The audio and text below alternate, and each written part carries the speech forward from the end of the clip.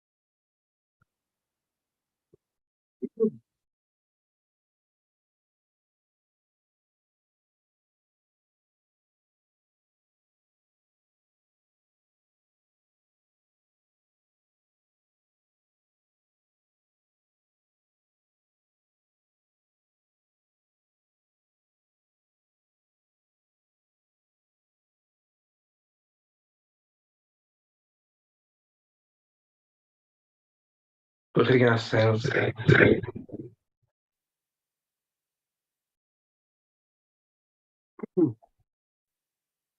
ourselves in her bandhan.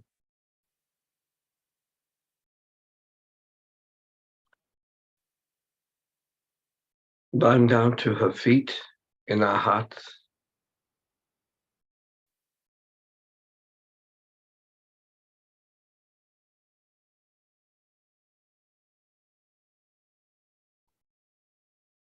Totally surrendering and being humble.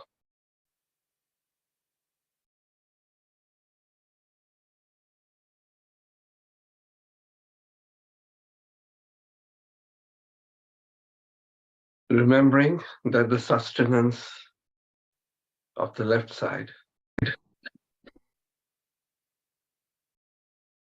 is the purity.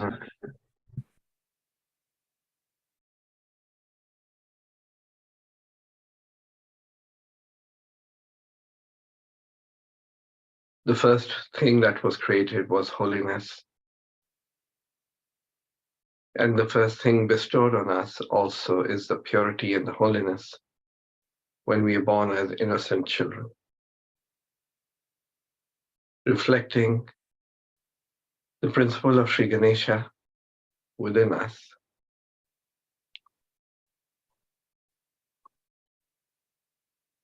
So the joy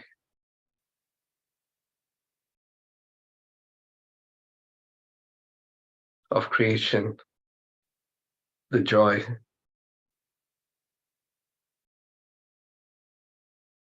and the playfulness of Sri Ganesha is our sustenance on the left side. Similarly, on the right side, the sustenance is Nirvichar Samadhi, thoughtless awareness.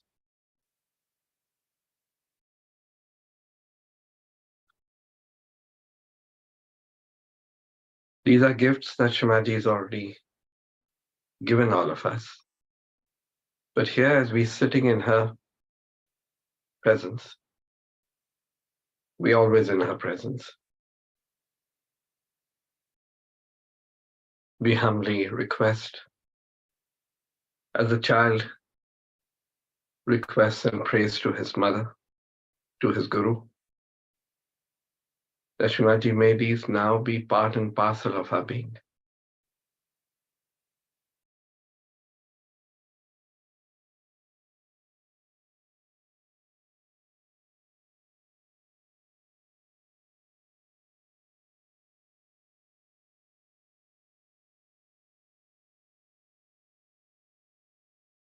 On the Sushumna, on the central channel,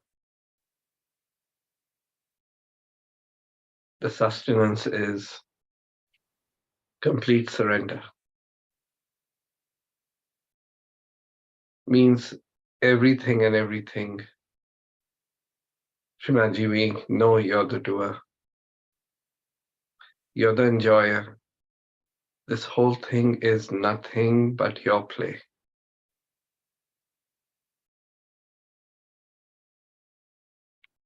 It is your drama. And Sri Krishna is the Leeladhar. He's the one who plays the drama.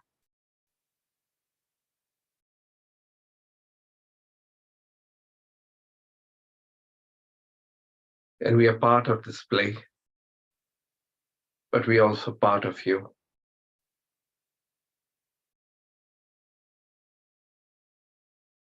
So we humbly request, it is our earnest desire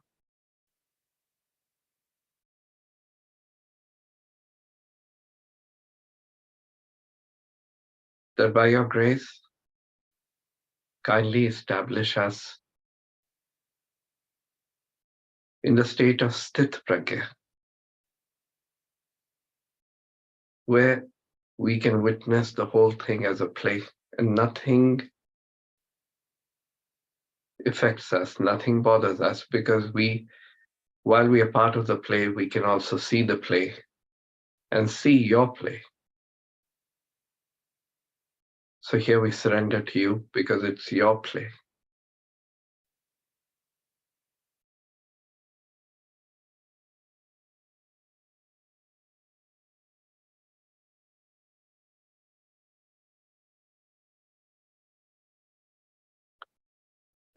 Today we will celebrate the auspicious and the holy relationship of a brother and sister, which is absolute purity. And that absolute purity, we humbly request that that is part and parcel of our being, because that is the first and the most essential thing to becoming a Saj Yogi.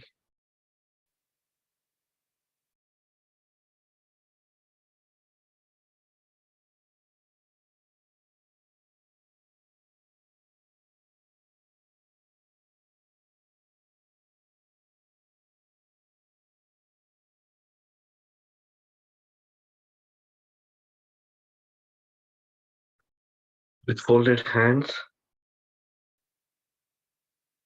bow down to Sri Ganesha within us.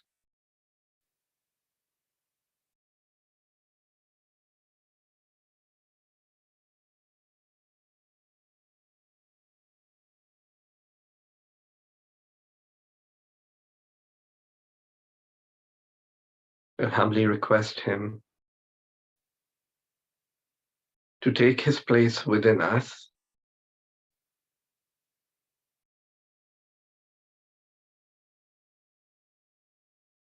to be always there.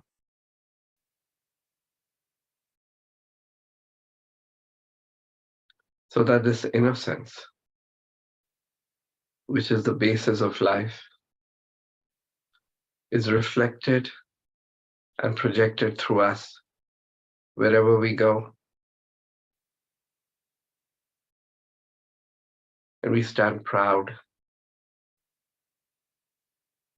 in our own dignity and in our own innocence.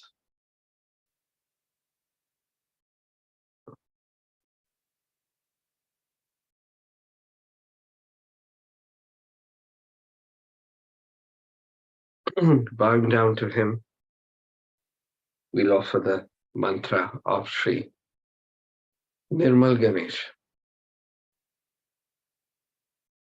Om Tvameva Sakshat Shri Nirmal Ganesha Sakshat Shri Adi Shakti Shri Mataji Shri Nirmala Devai Namo Namaha.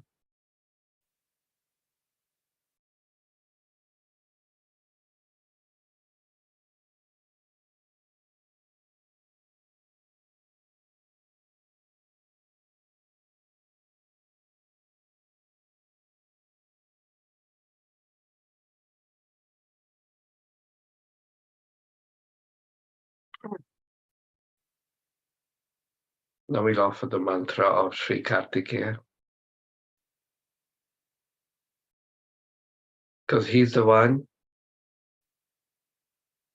with the power of Sri Ganesha, the one who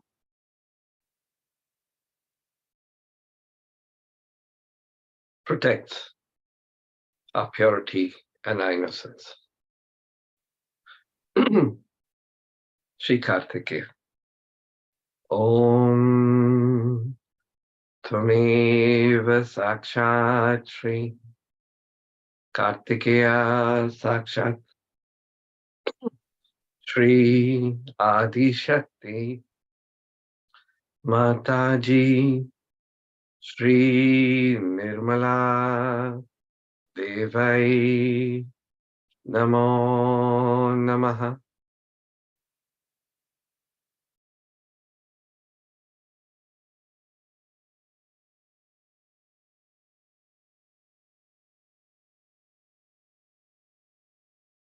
With folded hands, bowing down to Shamaji's reflection in us as our Mother Kundalini.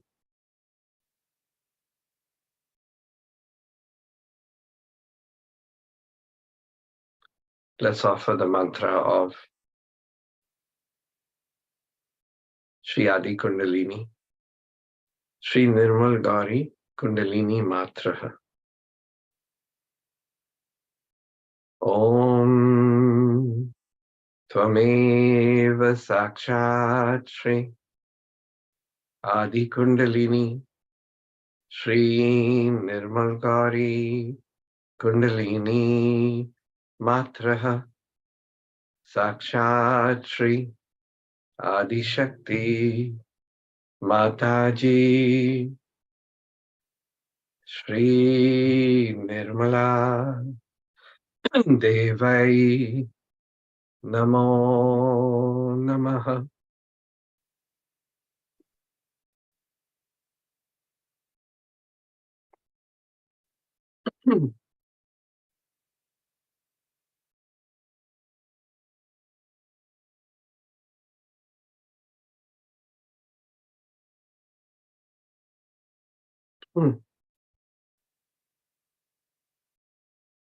This coming Wednesday is Rakhi Purnima, the full moon, when the beautiful relationship of a brother and sister is celebrated. It is said that a long time ago,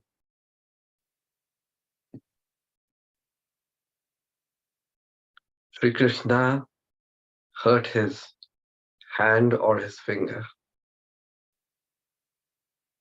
And seeing that, Sri Draupadi, who is Sri Vishnu Maya, immediately rushed and tore off a part of her sari's pallu, a thread or a strip, and went and tied it on him, expressing all her love and concern for her brother. And Sri Krishna was touched and promised her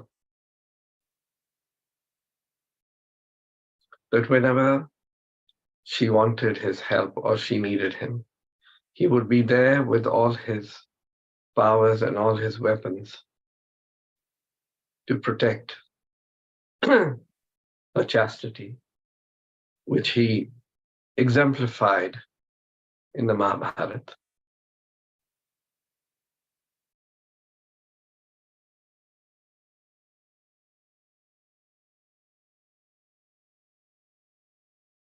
So celebrating that, let's take the name of Sri Vishnu Maya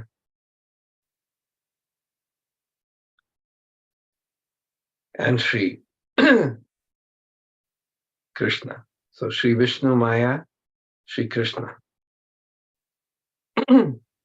Om Tvameva Sakshat Sri Vishnu Maya Sri Krishna Sakshat Sri Adi Shakti Sri Mataji Sri Nirmala Devai Namo Namaha.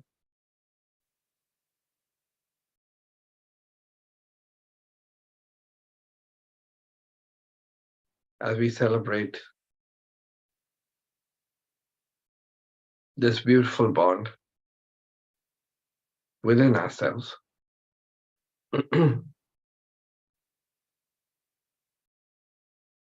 let us all pray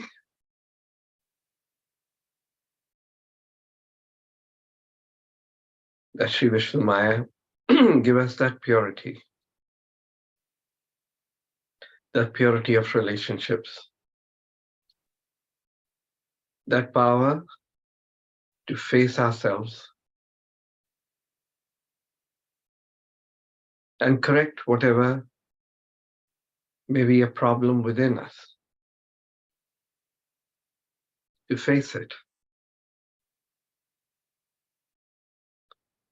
And to Sri Krishna, humbly request that, O Lord, you're the Lord of Lords, kindly, you're Yogeshwara. You're the one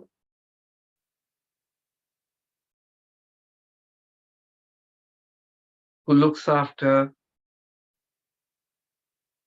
our purity. You're the one who gives us the purity.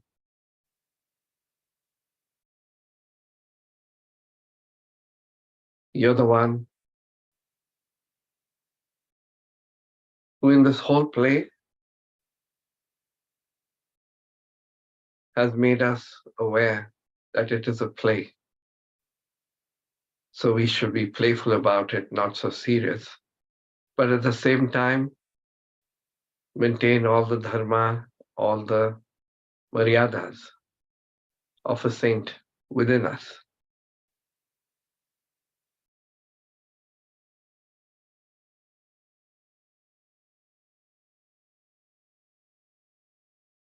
You're the giver of the state of Sthit Pragya. Kindly establish that within us.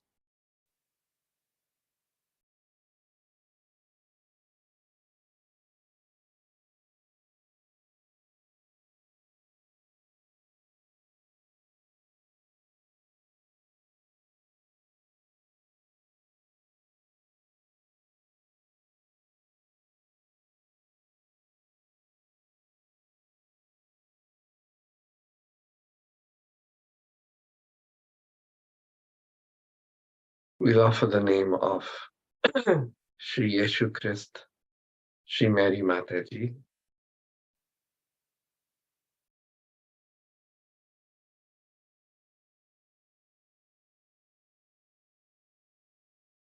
praying that this beautiful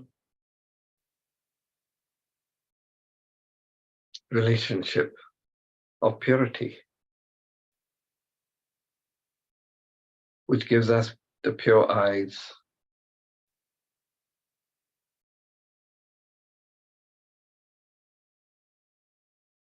is established and is part and parcel of our being. Shri Yeshu Krista, Mary Mataji. Om Tvameva Sakshat Shri Yeshu Krista, Shri Mary Mataji Sakshat, Shri Adi Shakti, Shri Mataji, Shri Nirmala Devai, Namo Namaha.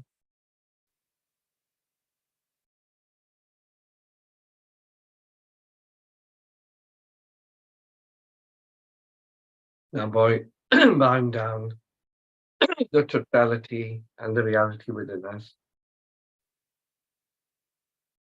That is to our Guru, to our Mother,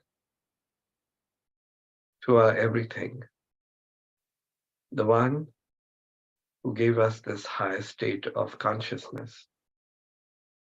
Let's offer the 3 Mahamantras with that reverence.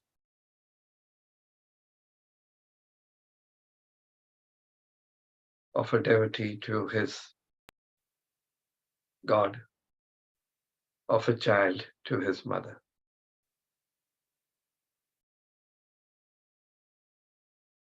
Om Tvameva Sakshat Shri Mahalakshmi Shri Maha Saraswati Shri Maha Kali Trigunatmika Kundalini Sakshat Shri Adi Shakti Mataji Shri Nirmala Devai Namo Namaha.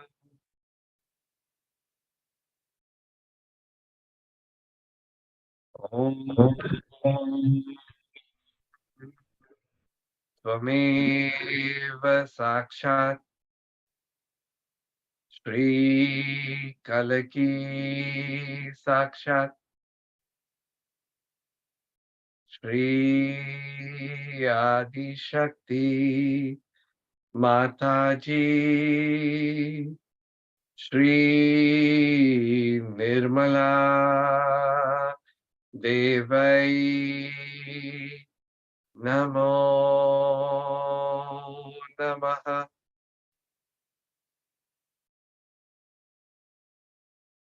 Om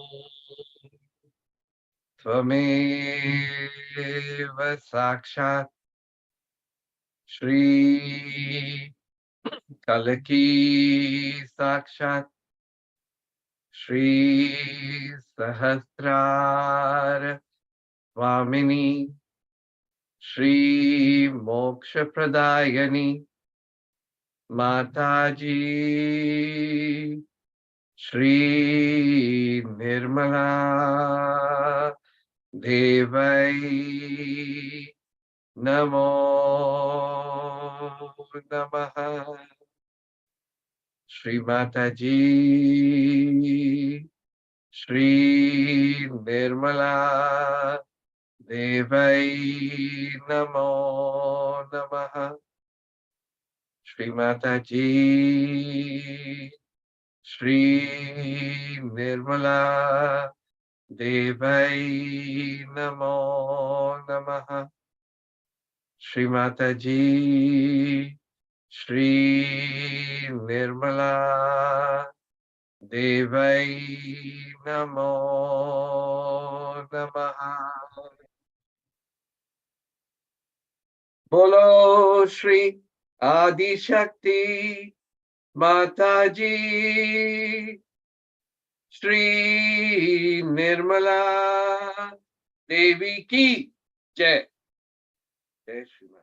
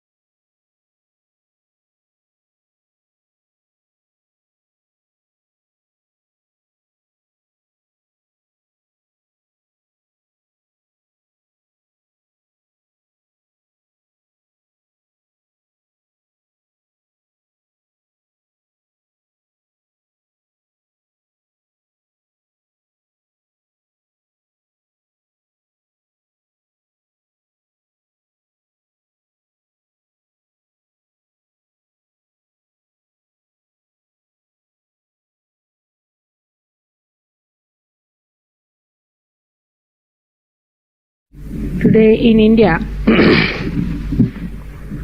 we celebrate a special festival. It is called as Raksha Bandhan. Raksha means protection and Bandhan means the bondage of protection. It's a very nice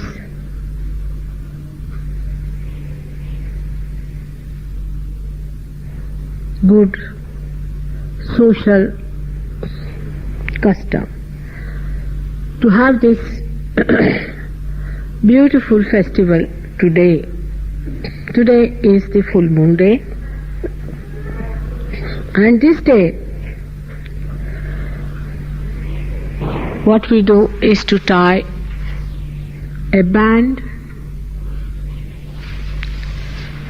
of threads around the person whom you want to protect. It is done between brothers and sisters. The sisters tie this bondage to the wrist of the brothers, and when they do that, they are putting all their love around the wrist, that it is the day for giving all their love, everything to their brother as a protection, as a symbol of their protection through that thread. It's a very, very simple thread they use.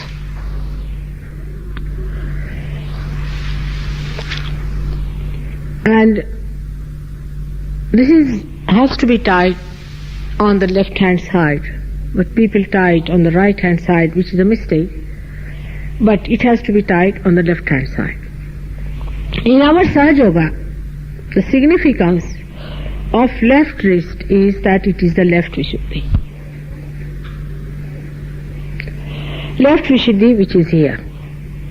And this is the left Vishuddhi expressed here. You know that very well. Now, left Vishuddhi is the place where our relationship of brothers and sisters exist. When they are disturbed within us, we start getting the problem of the left Vishuddhi. In these modern times, to talk of pure relationship seems to be quite boring for many people. But it's very practical and logical. I would say it is the most scientific thing to do. For example, every brother has a special feeling for a sister. And her chastity is very dear to every brother. If he's a normal person, if he's abnormal, then forget it. But normally a brother is very particular about the chastity of the sister. And he doesn't like anybody to in any way even pass a remark against the chastity of a sister. I mean, these natural things we might have lost because of whatever you may call it, the modern style of thinking or the machinery that is sitting on our heads. But the normal thing is to feel that way purely about the sister, and the sister about the brother. Brothers and sisters' relations are extremely pure and are also accepted in this country very well. For example, even in England, if you go to a hotel and if you are brothers and sisters, they'll say that sleep in two separate rooms, because under law you cannot sleep in one room. But in India, people will not understand, because if they are brothers and sisters, they should sleep in one room only. So what is going to go wrong with them? I mean, people can't understand. It's an insult to say to brothers and sisters that you should not sleep together. It won't be good, it is illegal. There is no law against this, because nobody does that. You see, it is like they say we don't say that don't eat feces. In the same way it is. I mean, you are not to pass a law for a thing like that. So people are quite shocked at seeing such laws. And first thing people told me, do you know what sort of laws there are? And I was amazed at this kind of a thing. I mean, people are so much natural that it is naturally comes to them that how brothers and sisters can be like that. Apart from that, supposing you call somebody as your sister or as your brother, it's a very well worshipped connection in India, and should be with us also. If you call somebody a sister, then not only that you do for her the way you would do for your sister, but in all your relationships, in all your festivals, in all the weddings in the family, she is treated like a sister. Now, I had somebody like that who called me a sister. When they got their daughter married, I told them it may not be possible for me to come to Delhi on that date. So they changed the date. But they said for engagement, we'll come to Bombay and have the engagement because you are there. I mean, I'm not related to him as a sister. But these things never crawl into the heads of the people. When this brother of mine, who might be at least, I think, 16, 17 years older than me, was going to Delhi, my husband says, very good, he's going, so now you can go with him in the train. And they booked a coupe for us. I mean, it was quite natural, and I mean, that it should be. I mean, my husband would not allow me to travel alone in any other compartment, but with my own brother. I mean, he is just like my own brother. The more you think about it, the purity of it, just think how we keep ourselves clean, our attentions clean, our societies clean. For example, you go to somebody's house. The gentleman has 3-4 sisters. Now, when you go to his house, you are his friend, then they are also your sisters. No complications. There is no problem. In the same way, Sahajogis and Sahajoginis are brothers and sisters.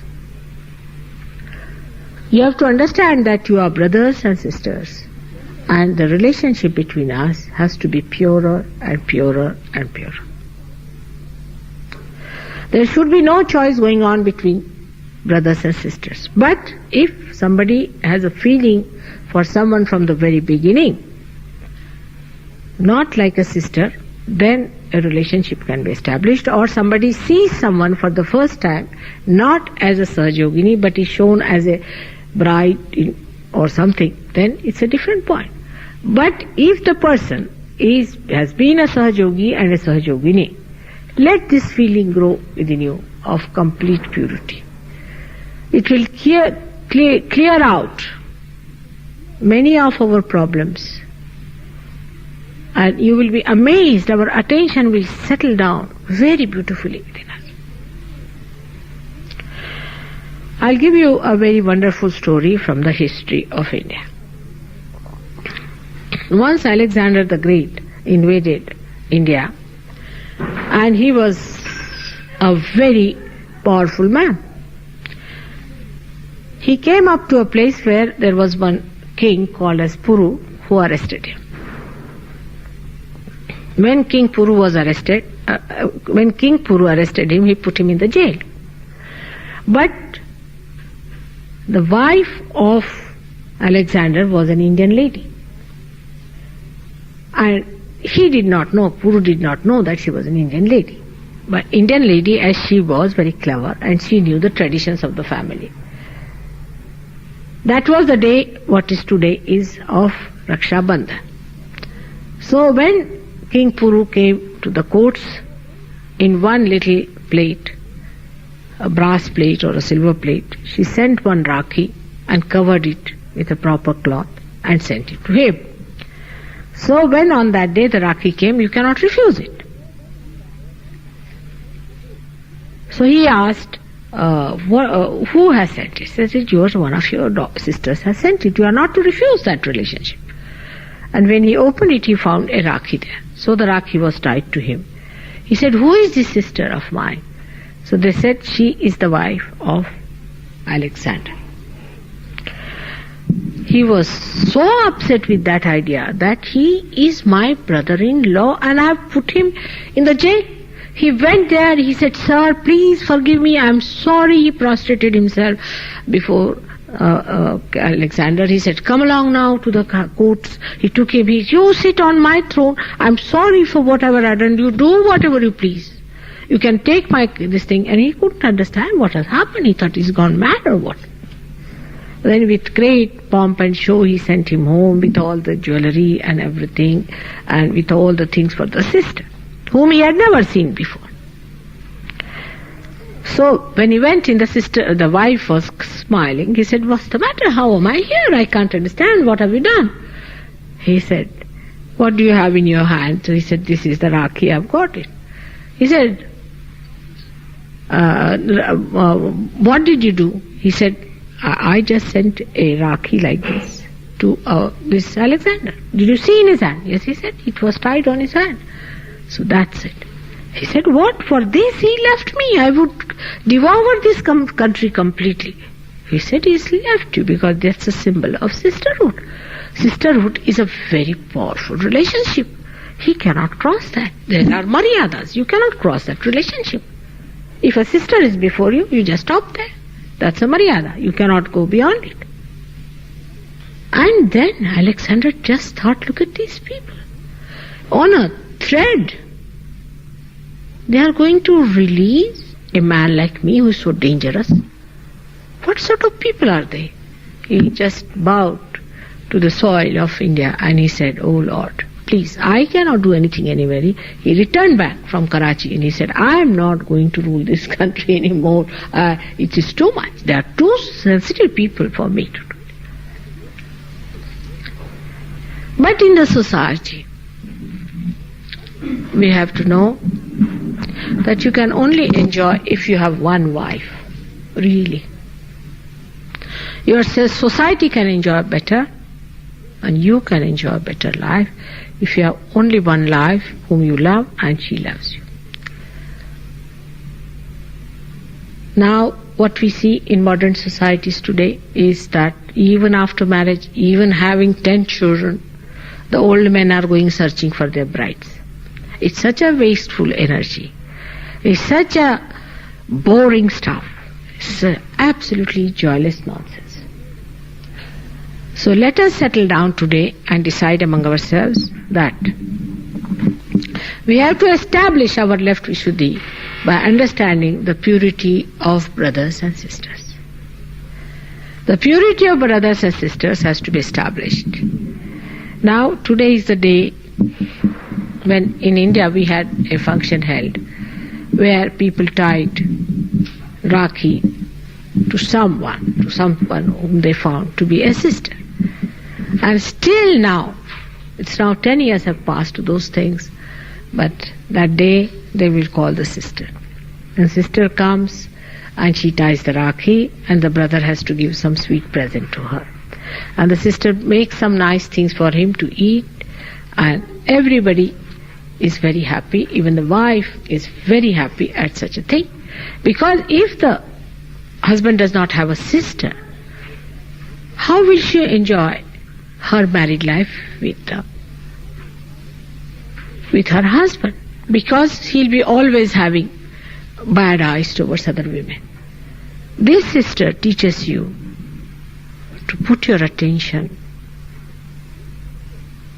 in such a way that you automatically become righteous.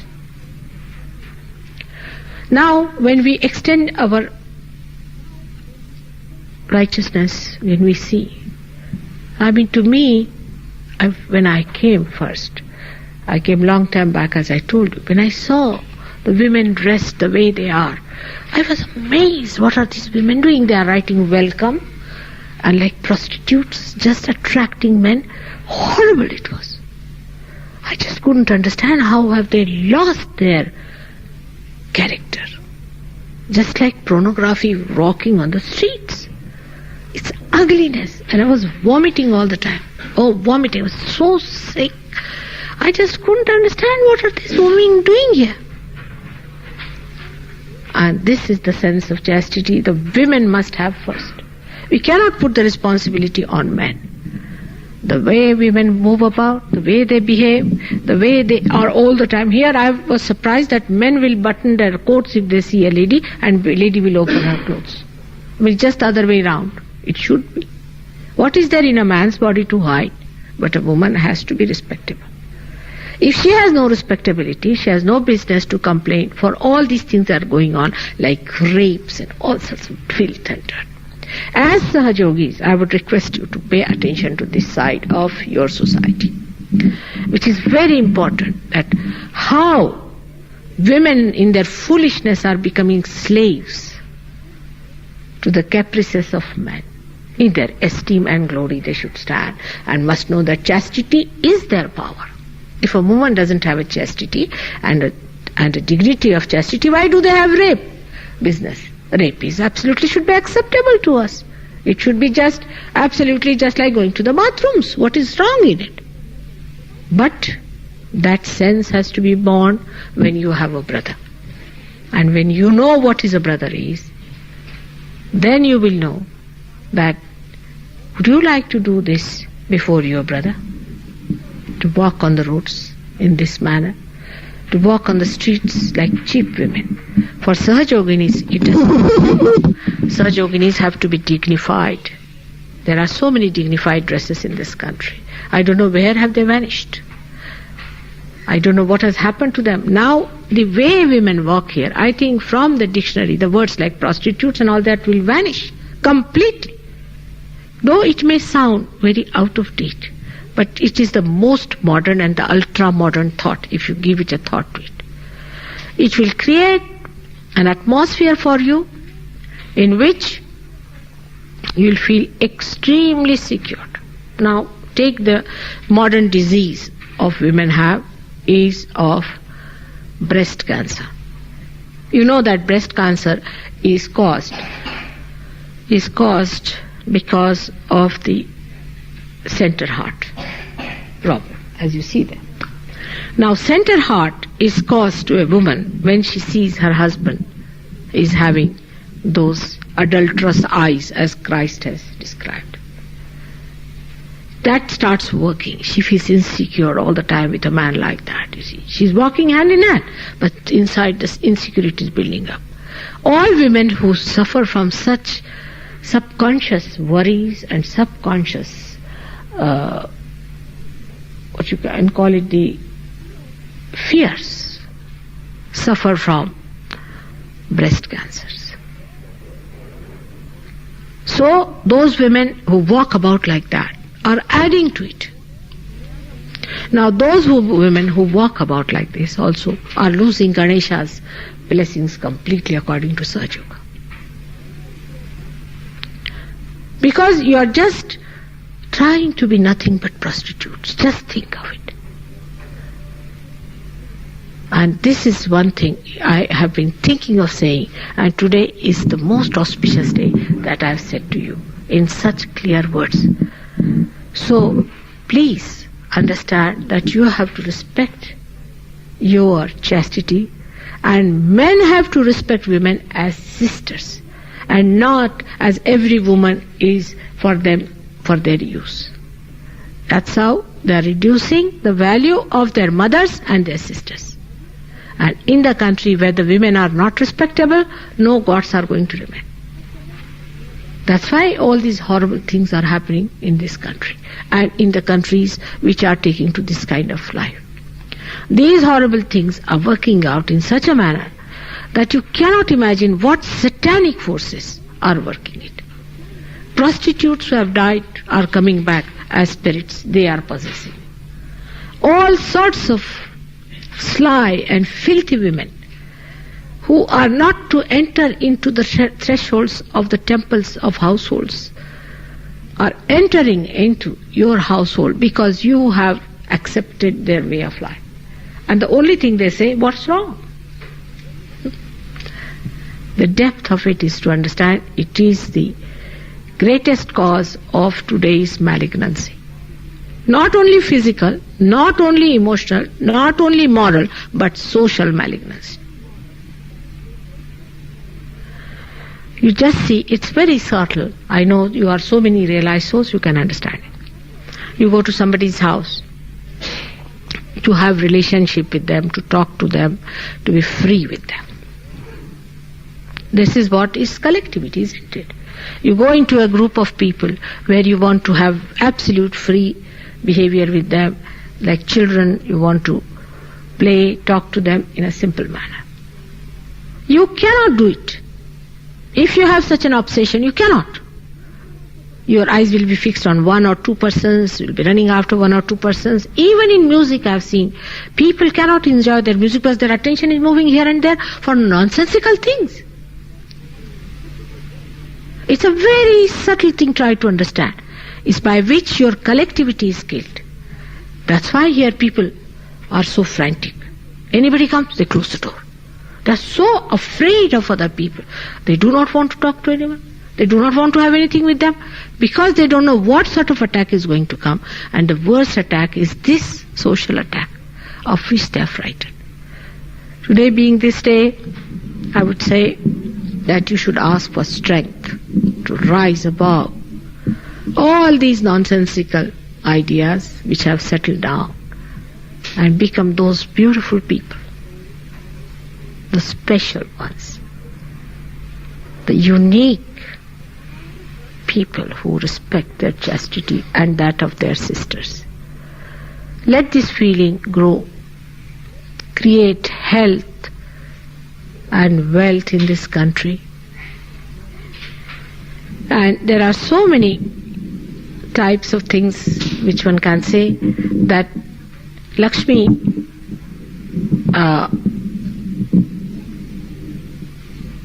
and Vishnu were married, and the sister of Vishnu was Parvati, the one who is the Mahakali. And Vishnu was a royal person because he is in the center, he was like a king, while Mahadeva, the Shankara, was a person who lived like a ascetic, you see, didn't bother about anything.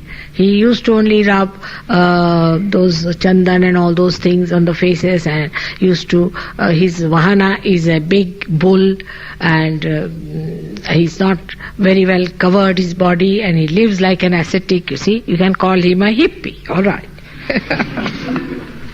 And while she comes from a royal family, and she's feeling very shy, that look at this, my husband is such a fellow coming on that horrible thing, and his disciples have one eye, or they have one horn, or they have a tail coming out from here, you know, all kinds of things has gathered, you see, as I have gathered also sometimes. And then she's feeling very shy, and she thinks, oh God, now what my people are going to say and what they are going to do. So she prays, she says, please, Vishnu, she says, please let me see what is your position to my husband. And she finds that Vishnu is washing the feet of Shiva. I mean, just see, just feel it. how beautiful it is, how beautiful it sounds.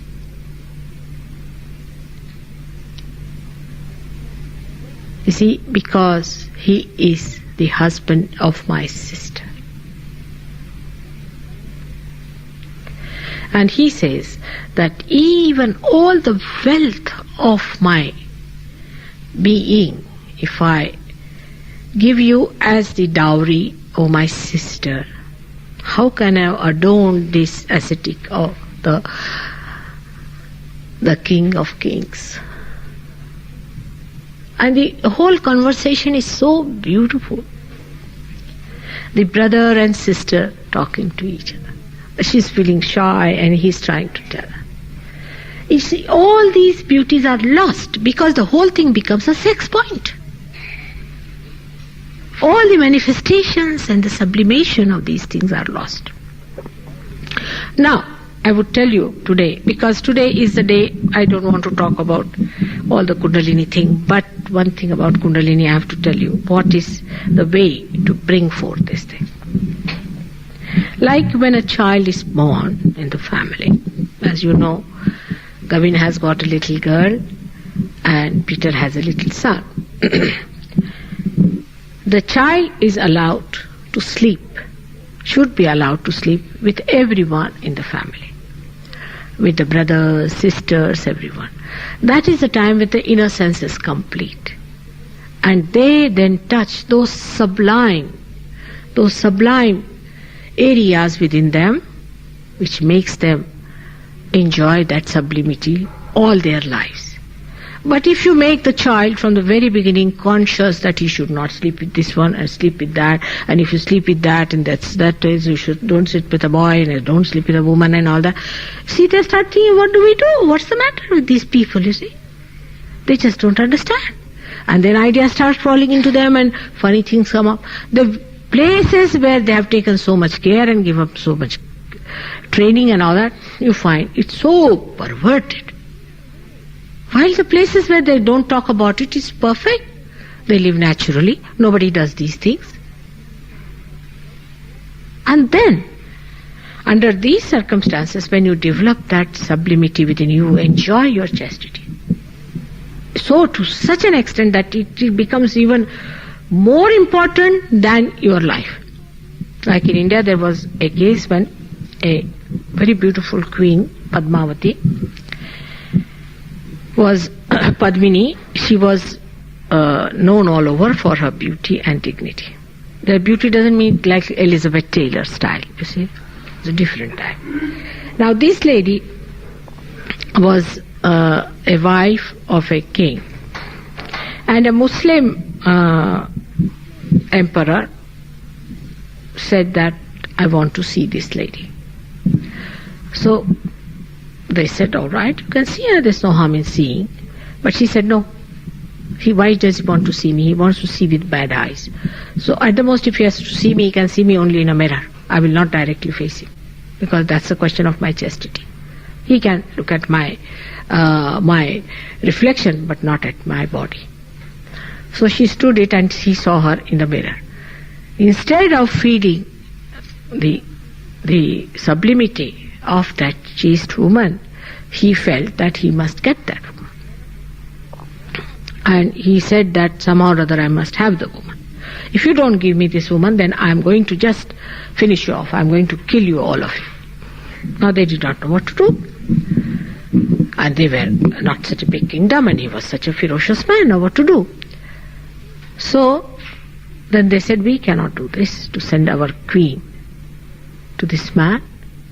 This is against our manliness. Because, you see, that sense of chastity, of saving the chastity of women was there. So they sent a message that we are coming to see, we are bringing the queen to you. And they made 100 palanquins. In the 100 palanquins they put 100 sepoys, you see, inside. And the king sat in the first one. And 4 people were carrying the palanquin. In the palanquin were the arms and ammunitions. And they thus walked into the military camps that were there, just pitched for this. And they had told these women that in case we lose, then you will see no signs from us. In the morning, if you see about 5 o'clock a big fire, then know that we have won. And when this emperor, he drank a lot and he came to the queen and opened the door, first his hand was cut and everybody started fighting. And a big fighting began. They fought to their last, but they lost, because they were very few in number. They lost it. So these women were looking out for a thing, and when they found that there is no sign, so they made a huge big pyre on a fortress, all of them, and they made a big huge fire on that pyre and got into it and killed them before anybody could touch them. There have been many such stories, but this comes only if you have a sense of chastity. If you do not have the sense of chastity, you will think this foolishness, why should they kill? Because nothing dies. This body doesn't die. But if you become unchaste, you are ruined. You have no respect for yourself then. So we have to today think that we have to lead a life of very good brothers and sisters, all of affection and love. From India, all the people have written to me. They have sent their best wishes to you. They send their love to you. They have remembered all of you by names and everything. They are very happy about the marriages that took place, and they are very much anxious to receive you in India. They said, whatever is possible, in our small way, we'll attend to you and look after. But this day, we all remember you because we are your brothers and sisters. And they have also sent it to Australian people and to some Americans and to other people like Gregor and all that. So all of them are today thinking of you, all you brothers, which really has ruined our society, ruined our families, ruined our children, and has ruined our sources of joys. So today we have to think about it, how we are going to re-establish it. Now when I talk about these things, you shouldn't think that India is perfect. Indians can be quite horrid on another side of it, which you are not. They are different type of people. So when I have to talk to them, I'll talk to them something else. But with you, I have to request you to think about it and to put your attention to it. And you will be amazed when you will know about it, that how much a chastity of a woman is important and graceful and energy giving to her and to the whole society, to her own brother, to her own father, mother, and everyone, to her children, because she is the one really who is the Shakti. And if she starts frittering away her Shakti like this, then the Shakti of the whole community, the whole country disappears. And that is why all the gurus, right from Adinath, or you can say Adi Guru, up to, you can say, Moses and Braham and Muhammad Sahib and all these people have been so particular on this point that even Muhammad Sahib said, supposing there are too many women, then you can marry 4 times. It doesn't mean that every Muslim should marry, but it was meaning that there were too many women on those days. So he said, all right, but marry them. Once we start understanding them, our relationships with each other, with the nature, with everything straightens out. And we get into a complete, full picture of ourselves. How we are related to others. There is no confusion about it. And this confusion can be removed with little help. I have seen that when I tell you these stories, sometimes people feel that this might be a legend. It's not. Even today, you might find such people all around.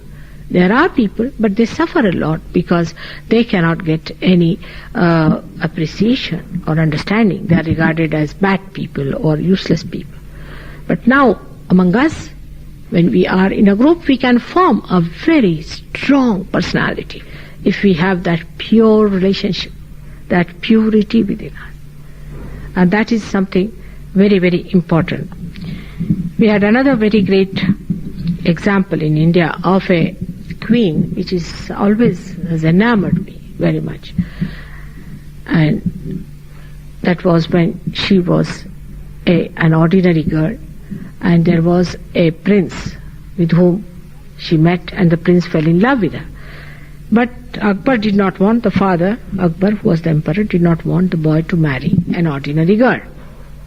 So he sent her away, he married her to another man, and he sent her away and gave her a big place and big area to rule. When this Akbar died, the son got the throne. And at that time there was a war on, and her husband was killed in that war. And she thought that this man has killed my husband on purpose to acquire me. He brought her, the emperor brought her. Now he was the emperor of India. Her husband was the emperor of India. He brought her back from her place, and he offered her that I would like to make you the queen, the empress. She said, if you are under any misapprehension, please know that I cannot marry the man who has killed my husband. He tried his level best to explain, but he would not take any explanation. She would not listen to anything. She said nothing. She went into forest, took a hermitage. She was living there, and she would not meet anyone. Now this prince took it very seriously, and he got very sick, and then the doctor said that unless and until he marries this girl, he cannot be saved. So the mother was another lady called as Jodhabai. Akbar had married a Hindu lady. She said, all right, I'll solve the problem. So she went to this forest and started serving this lady like an ordinary maid servant. After some time, this lady said, that what do you want? Why have you come to me? She said, no, I want you to promise me something. Will you give me that? She said, yes, if I can. Yes, you can give me. She said, I want you to marry my son. No, she was an ordinary, she went there as an ordinary woman, a maid servant. She said, yes, I'm willing to marry your son. If you think so, because I've given you a word, I will marry your son. And that turned out to be this Jahangir, and his wife was Noorjahan. What a character it is. Then she married him because she had given a word. But what a character. Just think of that character. What a character it was to be like that. Another story I would like to tell you today, because today is a very auspicious day and we should talk of stories and laughter and enjoyment, that we had another very great king in Maharashtra called as Shivaji. And he was a king who was like Robin Hood, because he was trying to oppose these Muslim emperors who were dominating India. And the people who were his soldiers and things, they would go and attack people of the other, from the emperor side, and would plunder them, take their, just like Robin Hood, take all their properties and things and bring it to Shivaji. Once it so happened that a daughter-in-law of a Mughal courtesan, you can say, or a man who was like a duke or something, was going that way, the daughter-in-law, and many people were with her. And she had lots of her jewelry and everything was going with her. The treasury was very large. So they plundered her and brought all the treasury and everything and plundered that lady and brought her to Shivaji. Now Shivaji was sitting there, and she had covered her face with a veil. So he said, please lift your veil. Now before the king she can't say anything, she lifted her veil. He said, see, the beauty of it is, I don't know if you can feel the subtleness of it. Whenever I remember the words, really it fills me with such joy. He said, if my mother was as beautiful you are, I would have been equally beautiful. See the expression. That means you are my sister. If my mother was as beautiful as you are, I would have been equally beautiful. He took all the treasury and everything and forbid them that don't touch women. The moment you touch them, you'll be ruined. It's not holiness. And he sent away all her treasury, everything, all her people with all great respect and complete release of all things that she had.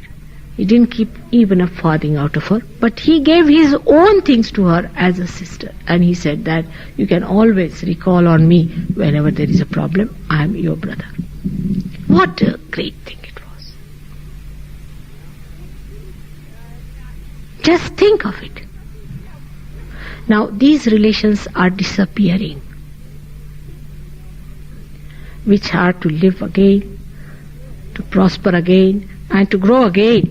And thus we are going to improve our left Vishuddhi. Left Vishuddhi comes out of guilt. But in the subconscious, the greatest guilt in a human being is when he crosses the limits of sisterhood.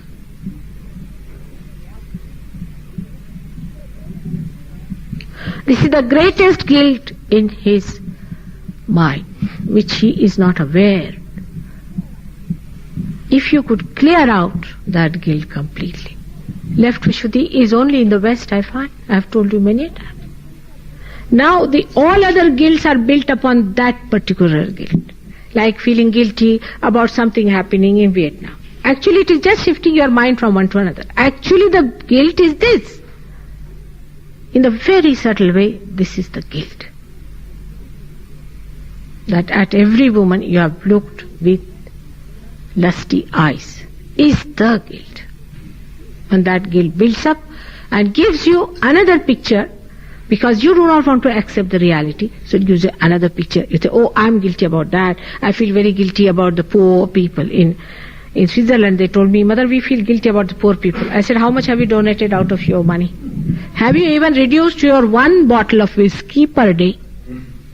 What have you sacrificed that you are feeling guilty?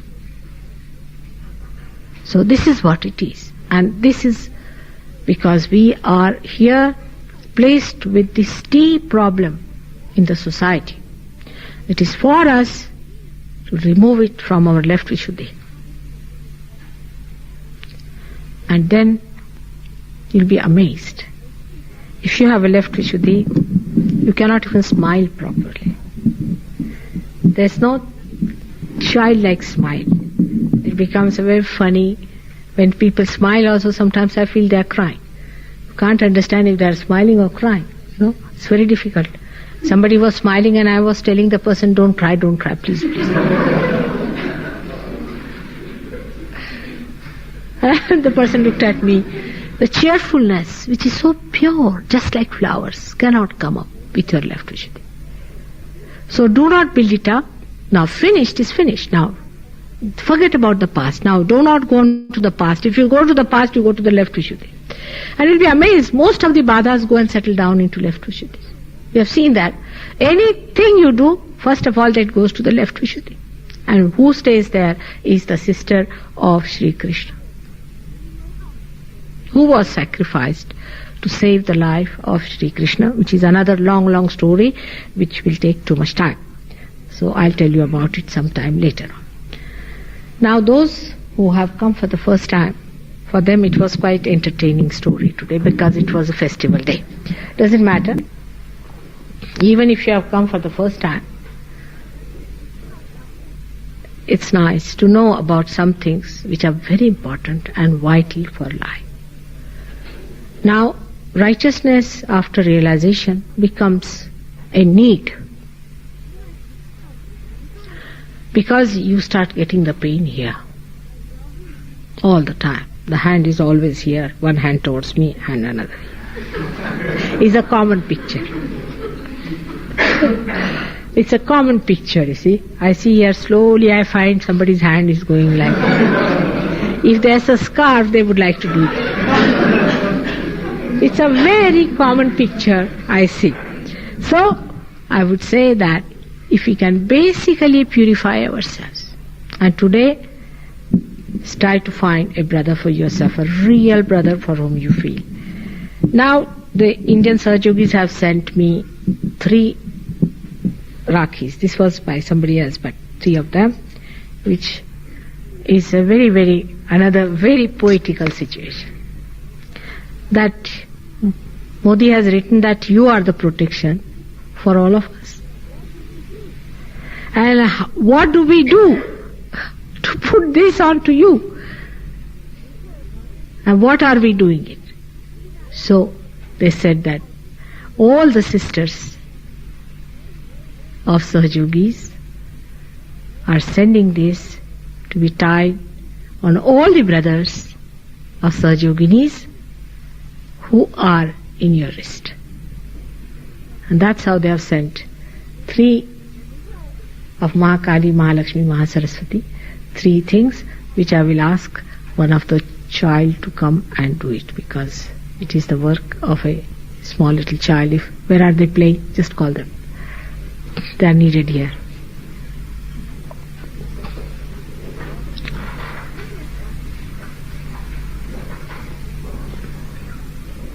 May God bless. Now some boy has to come and do it.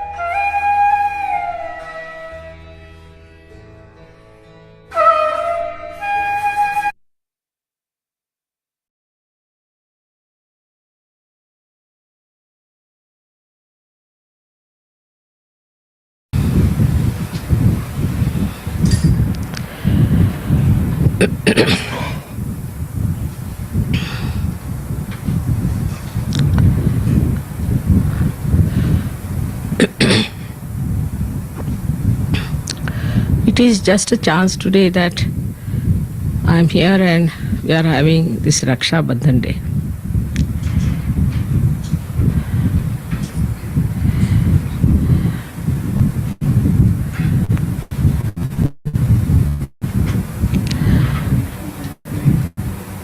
This day is very important from Sahaja point of view.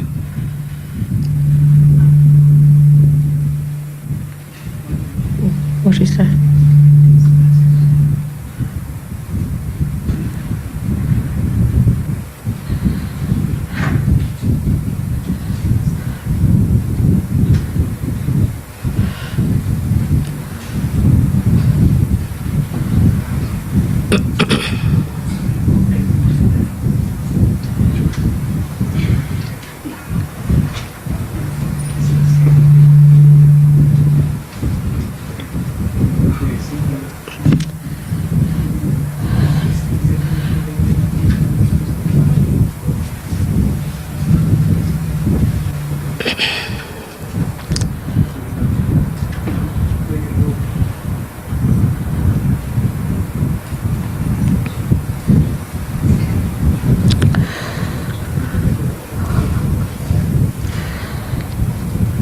So it is a very important principle in the Sahaj life.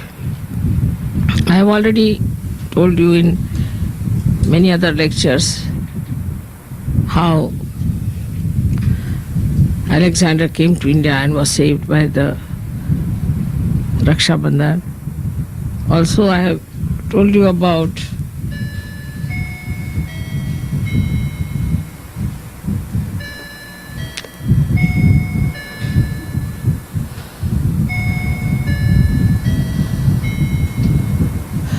how Krishna, who was the brother of, all right?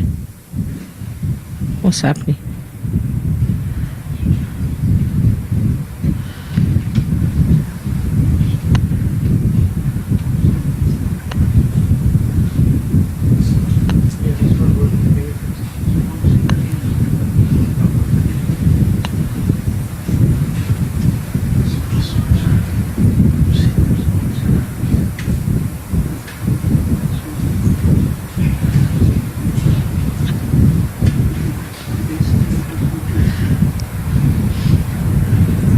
आहे काय हाँ? किस चीज का system? Stereo से mic connect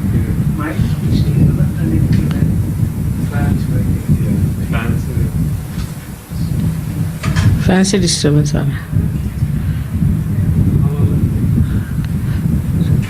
can remove air conditioning तो होगा ना शुरू।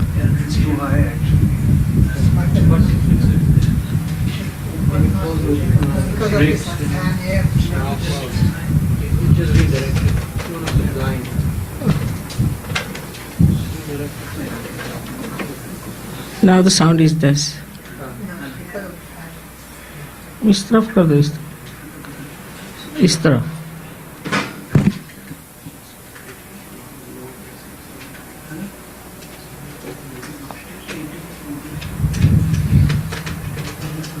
ना बहुत ज़्यादा हो गया। ठीक है, हमें तो चल जाएगा। Now is it? Sound is coming? All right?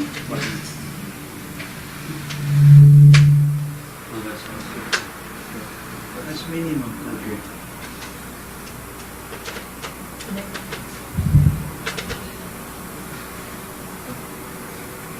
अच्छा, हमारे लेक्चर के बाद चला गया। बंद कर, उधर मुँह कर, उधर उस तरफ कर। अब नहीं आ रही है। अब नहीं आ रही? It's not reverberating now. All right, try. My hand is like this.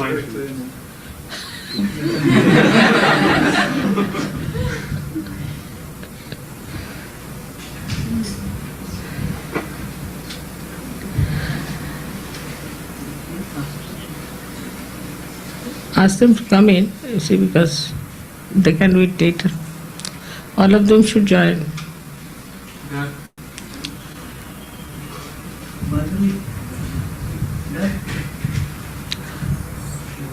Both right there.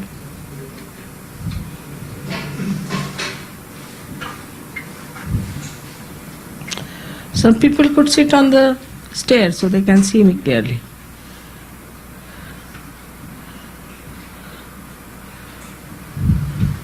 वरती बसता है मणत जाना दिस ऊपर बैठ जाइए आप 2-4 लोग हाँ और ऊपर बैठ सकते हाँ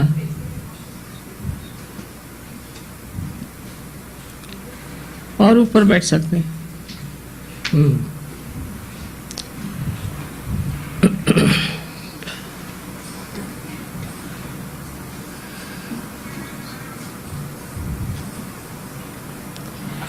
So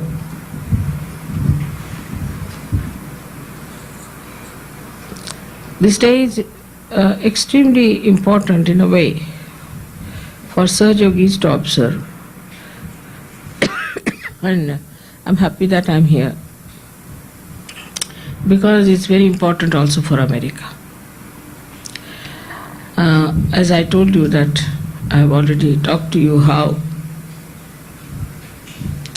the war between Alexander and Porus was finished because of a sister's intervention. And also how Sri Krishna, whose sister was Draupadi, Vishnu Maya was born as Draupadi, and how he came to save her chastity by rushing all the way from Dwarika.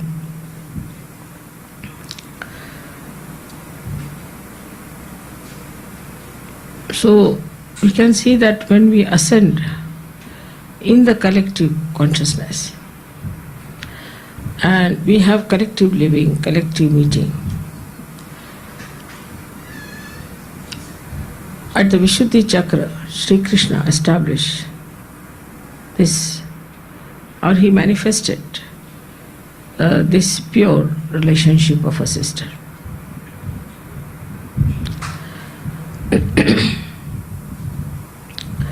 In a collective life that we have, in the ashram where we live, where we move about at Sahaj Yogis, if we do not have this basic principle within us, there will be a chaos, complete chaos. Once this purity of relationship is established, that apart from my wife, all the rest are my sisters or mothers,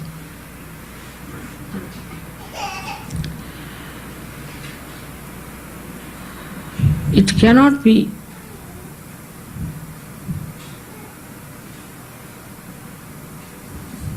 a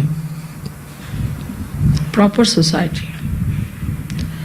And the chaos of the social system of America is because they have no sense of pure relationships.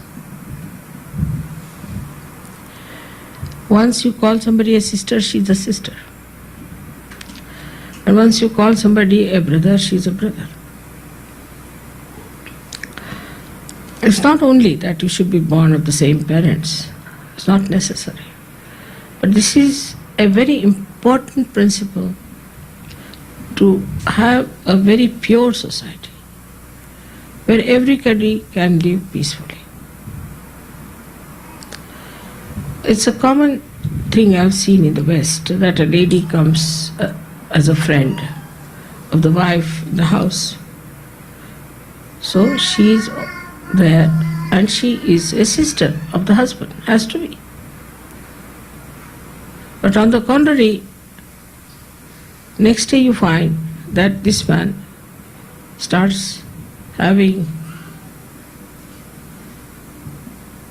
bad eyes towards this lady. Because from very childhood, if you have not fixed your attention on your sister with all that purity, you cannot have that pure feelings for another woman. The starting point is your own sister. The son is born and then the daughter is born, or first the daughter is born and the son is born. from that small age, when they are innocent, this a dimension of sisterly pure relationship is developed. Even when the society is so corrupt and bad. But at a very young age, say at the age of 18 years, because of the social relations here and the social ideas, the second part,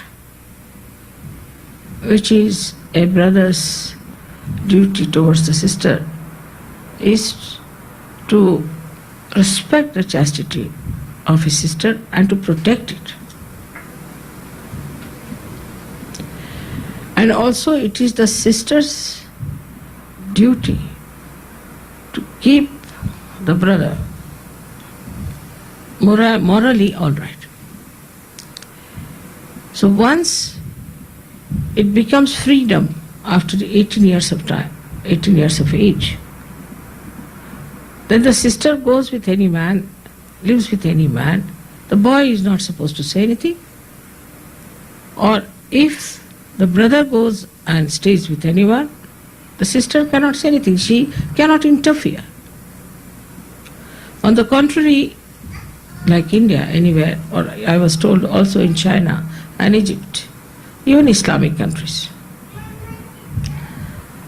if they find their sister going with another man, then shoot that man in the Islamic countries. In India they may not shoot, but they will see that the sister is put right. Same with the brother. In India, I can say, in China also, if the brother is immoral, he is going the wrong way, then the sister tries her level best to bring him back to normal morality. It's very common that if a man is doing wrong, then the wife goes to the sister and she's very anxious and she becomes very upset about it. She goes all out to correct her brother. And this innate understanding exists within us.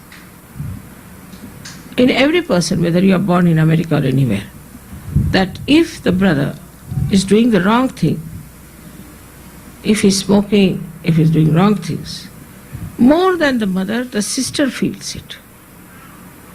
More than the mother, the sister wants that it should be corrected. And she goes all out to fight it out. Mother may start crying, weeping, give up. But the sister will go on fighting her brother. In her all efforts, she will see to it that the brother comes round. Also, other things like if the brother is doing something illegal, something wrong, something which is detrimental to the society, it is the sister who has a right, divine right, to go and correct. In a society where this relationship is very pure and where societies are quite settled down, the question doesn't arise mostly that the sisters do wrong. But supposing a sister does something like that, supposing a sister goes out of the family, she tries to give up her family for somebody else, or she tries to dominate her husband, or to do something wrong in the family, then the brother will go and tell her off what he thinks of her and will try to correct her. So this right to correct between brother and sister does exist, not because it is some sort of an outward thing, but innately from within ourselves. This is the Ganesha principle which acts on Vishuddhi Chakra, where whatever communications we have a sister's relationship and a mother's relationship. Krishna also had a foster mother, as you know, and the relationship with him was exactly like her own son. So if you call somebody as a mother, it has to be absolutely pure relationships. So there are 3 types of relationships with the women. One is that of a mother, another of a sister or a daughter, and another is of a wife. Daughter cannot correct the father. Daughter has no right to correct the father, and she will not correct the father. On the contrary, even if he does wrong, she supports him. She stand by him always. She will even go against the mother to support father. It's nature, it's natural. But the son will correct the father if he is doing something against the mother. It's a natural thing. Is a male force supporting the female's force or the female force correcting the male force in such a manner that the society is kept clean and there is proper growth. Only among barbaric people, according to Shastras, only the Rakshasas indulge into such impure relationships all the time. Because there is no purity in the society, it crawls up into our mind, and mentally we accept these things as norms. Otherwise, there is no need to look at every woman with lust and greed, at every man with some lust. This abandonment has basically started when, like Freud has said it also, when the relationship with the mother, relationship with the father, the relationship with the brother and sisters are basically spoiled in childhood due to the atmosphere, due to so many things, whatever it is. And once it is ruined, this principle of Ganesha is ruined on your Vishuddhi Chakra.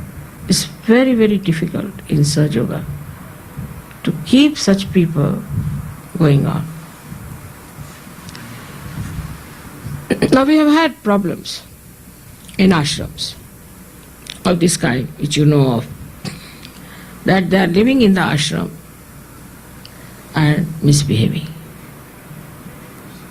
There are married women also, we had experience of this. I mean, it was such a horrifying thing, having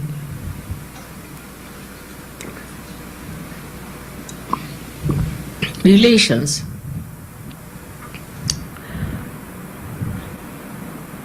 in the most impure manner. Even the unmarried can do like this. I had a very bad experience in Austria once here also. It is such a horrible experience for me. I don't know what to do with them. Because I know they are Sajogis, they are seekers.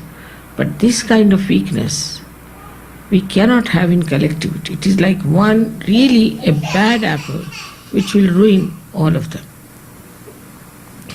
So even one example like that cannot be tolerated, not that because it is so very venomous, but because this kind of relationship will ruin our collectivity.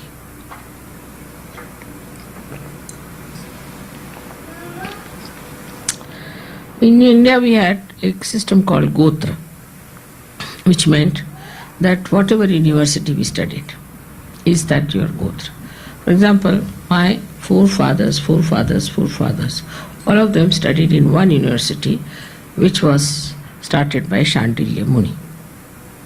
So they all went to his ashram in different places and did this, what you can say, his studies and all those things together.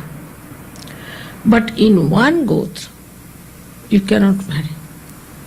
Now so many years have passed because we belong to Shandilya Gotra, we cannot marry anyone in that Gotra. So to that extent it is. And when to that extent it comes in our mind, we don't think the other way around. And it doesn't come into our minds like that. Now we have societies like Islam, Muslim societies also. In the Muslim society, because of Parda system, they are always suspicious.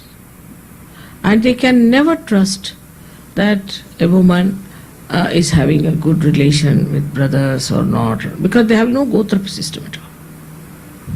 They are so suspicious because there is no freedom to talk. And I have seen in India, where also we can see that is quite a pure relationship idea between the Muslims. But Muslims have this problem. The women are suspicious, men are suspicious, and everything is done secretly and in a funny manner. So another thing should be that we should be absolutely free in an ashram. But there should not be a particular interest in one person. If somebody gets a particular interest in one person, then it is wrong. But in general, we should be free as brothers and sisters. And we should be very free. Then suspicion should not come in at that time. Suspicion can only come in when one person is interested only in one person. And that is the time we have to correct. Very important. Because it's all right. Supposing somebody is a leader, you are looking after the leader, is all right. If somebody is your Rakhi brother, is all right. You are looking after Rakhi brother. But if you go beyond a certain limit, then you better correct yourself. That's wrong. And then if you really want to deceive yourself and say, no, nothing is wrong, then know that this is not the way. You have come to Sahaja Yoga, giving up all these nonsensical things to us, and now there's again crawling up upon you. So the relationships should be of the same type with everyone. Now what is the difference in a society which is supposed to be elite, where people flirt with each other? They freely flirt. They flirt with this person, that person, that person, that person, like that. Not interested in anybody. But when they talk and when they have any communication, what is behind is, because we have to search our own souls. We have to find out ourselves. That's very important. Soul searching is important to see, why am I so friendly with such and such person? If you think that you are friendly with such and such person for some other purpose, like somebody might say that, oh, I'm all right because I'm working with her or something like that. But why interested? Because soul searching is very important in these countries especially. Because here there is no norms about how you behave with other women. So we have to be absolutely free, as I said, with each other, in the sense that like brothers and sisters are. And whatever are the limitations of a woman must be observed. Like, you see, say if my brother is sitting with me, I cannot watch a romantic picture. Cannot. If my daughters are there, my husband will not sit there to watch a romantic picture. It's very subtle. With the brother you won't discuss something normally, say about sex or about things like that. Because it is such a private thing that you can only have this with your husband. So if he's a brother and if you find it trying to attract the person in a way that you should not, then you have to place yourself against yourself and see for yourself why you are doing it. It's such a frivolous nonsense thing. It's a joyless pursuit. So why should I do it? Once you understand the importance that Sahaja Yoga, you can only achieve your ascent through purity. There's no other way out. Anything which is hanging on to you will keep you down, and whatever you go, start dropping it out, whether it is ego, super ego, anything. But the highest of all is the purity of your mind as far as the sex is concerned. I will give it the highest priority. That's what we call as innocence. That's the only thing that will take you ahead. And so we all should try to search our souls. Now there are men and women who doubt each other all the time. And go on doubting each other. But it is another joyless pursuit. We have to watch ourselves and not others. By doubting others, we ruin our lives and the lives of others. But it's the duty of the wife and the husband to correct each other if they find anything wrong in that relationship. Now this discrimination has to be there. Mostly I have seen that if they are crazy people, they'll go on doubting everyone. It's a kind of a position. If they are doubting their wife, they'll go on after her life. If they are doubting about the husband, they'll go on after. This again spoils your collectivity. Such people cannot be collective and cannot be such. And I would say such people should be thrown out of surgery, or else they should be separated. Because this is a very subtle type of an aggression can take place, or a subtle type of a torture can take place, and a very bad type of relationships can develop between the Sajogis. I've seen one case in Australia which was very, very serious for me. There was an Indian girl and she got after her husband about these things. And so many people she hurt. And so many people left Sajoga. And nobody could discover why they are leaving. Because she used to do very subtly.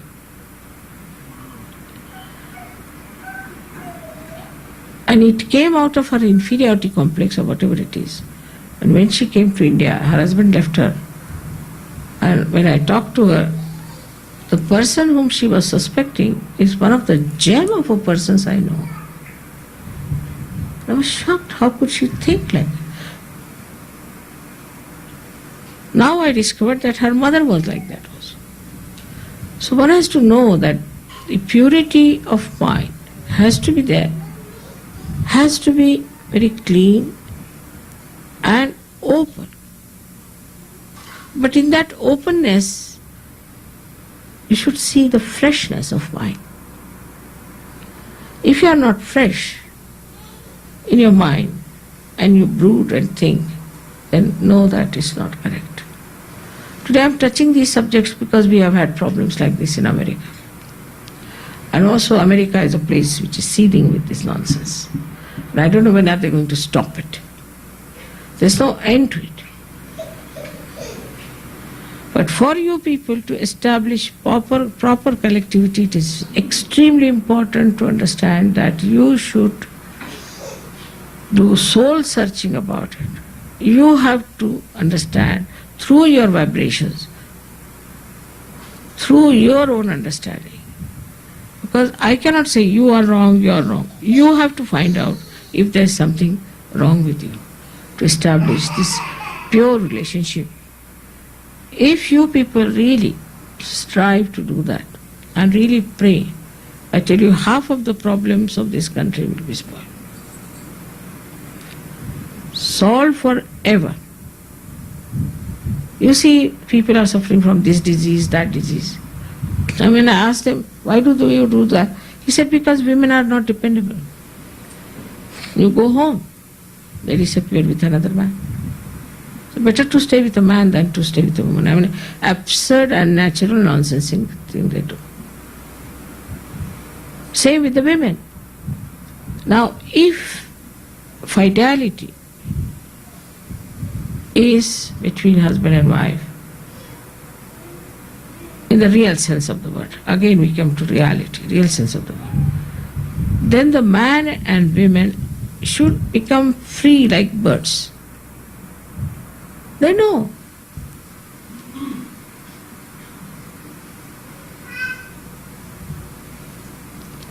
So it is the childhood relationship between brother and sister. I would say with everybody else in the childhood, whatever relations you have. You see, the child goes to one uncle, to another uncle, to her, everybody is an uncle, to another aunt, this, that. So he develops all his dimensions of purity in childhood. But if you keep the child all the time, this is my child, can't go to this person, can't go to that person, then the child develops those corners. Then when the child is exposed later on, gradually, you don't have to give any ideas. He would not do immoral things automatically.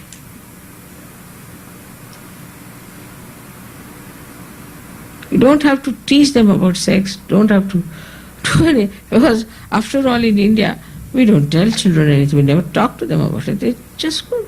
I mean, you leave them alone anywhere.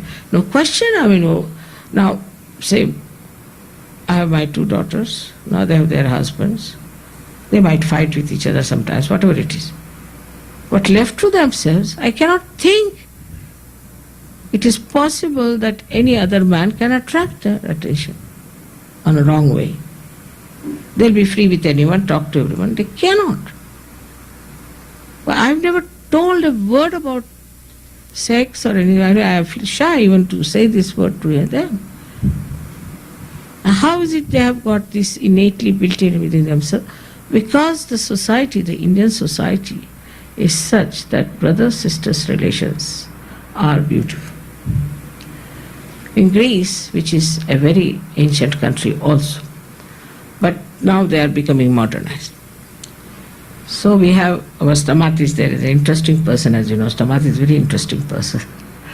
He's a lawyer and he is in Athens. So he told me a joke. He said, Mother, when we became young, I mean he's already young, but according to him became young much earlier. So when we became young, we all boys decided, let's have some good time with the girls to be modern. But immediately they all started, but not my sister, huh? Spare my sister, don't touch my sister. So I said, which is the girl who has no brother? All girls have gone. I said, no, you see, this won't work out. In Greece it won't work out, I told her. You see, exactly he there suggested that no brother likes his sister to be exploited by any man. And this is the principle. How you please your brother by remaining chaste, and how you please your sister by remaining chaste. So there's a mutual controlling power which is innate. Again, I'll say it is innate. It is not forced by society, innate. But in a society which is so artificial, where all the time the ideas are put into your heads, there's brainwashing going on. You just start thinking it's something wrong, this is not proper, this is being something absurd. But even among animals I've seen, this works for quite some time. So what about human beings? So all these qualities that we have within us, which are innate, are beautiful.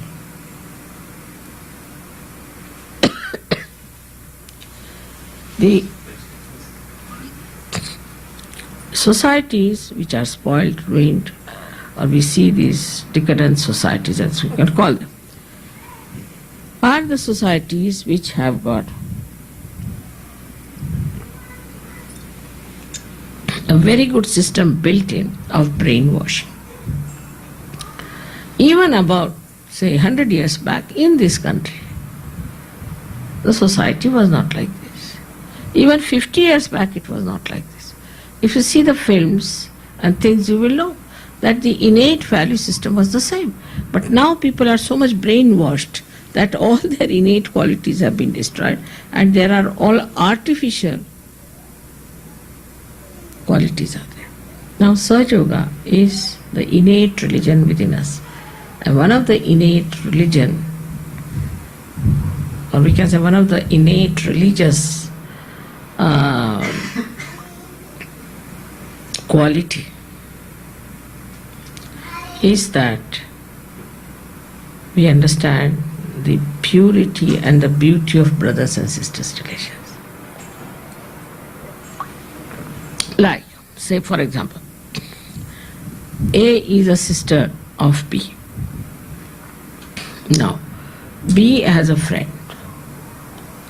Now this friend comes to the house and A starts getting friendly with B.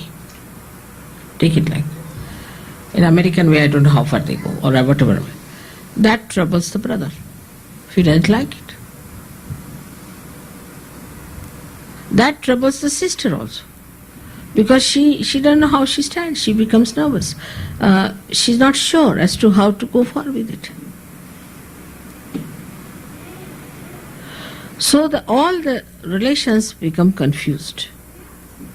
And they don't know how to deal with each other, how to express themselves, how to behave in a manner that the relationship between these three is again normal.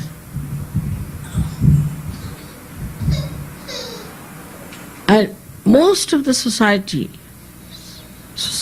which are so abundant, if you go and really examine these people, you will be surprised that they're extremely nervous people. They say that if you have to make out an American among thousands, it's very easy.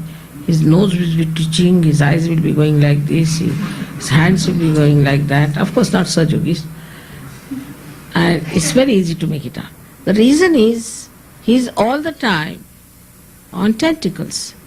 He doesn't know what his sister is doing, what his mother is doing, what his wife is doing. Or the other way around also, for a woman. That's why the maximum number of breast cancers are in America. With all this advancement, if you see the statistics, the maximum number of patients are here. So apart from ego and superego, the worst thing that has happened to these modern societies is that they have lost their innate understanding of purity. That innate understanding in Sahaja Yoga now you have got it. So try to develop it and flower it. So the fragrance of that innocence will make each other very happy. And such a kind of a security. One feels so secure, and that's why it is a Raksha Bandhan. That the protection of a brother and a protection of a sister. All the time you know my brother is there, after all. My sister is there. A kind of a very pure, beautiful feeling that I have somebody to protect me. And this beautiful feeling, if is nurtured, looked after, in a wider way in Sahaja Yoga, then you feel absolutely, absolutely secure. Like one lady went to Sicily, she was a Sahaja Yogini. And there's another one from another corner went down to Sicily. They were sitting apart from each other in a restaurant. And she just looked at her and she looked at her and she just felt they were both real isos.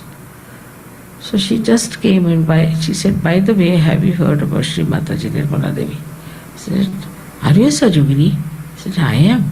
I'm also Sahaja Yogini. They hugged each other and kissed each other. See, normally if it is done with a woman, here they will call her something else.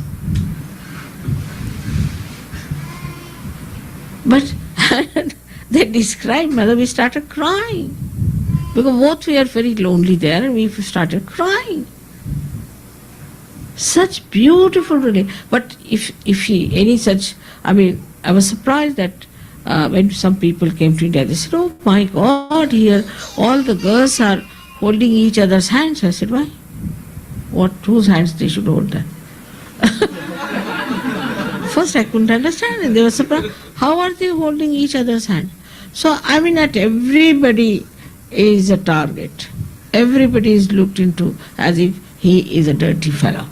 Whether it's a man or a woman. Whether it is relationship between man and man or woman and woman. It's filth. It's dirt. So we have to get out of it. And to get out of it, we must understand that relationships are only enjoyed if they are pure.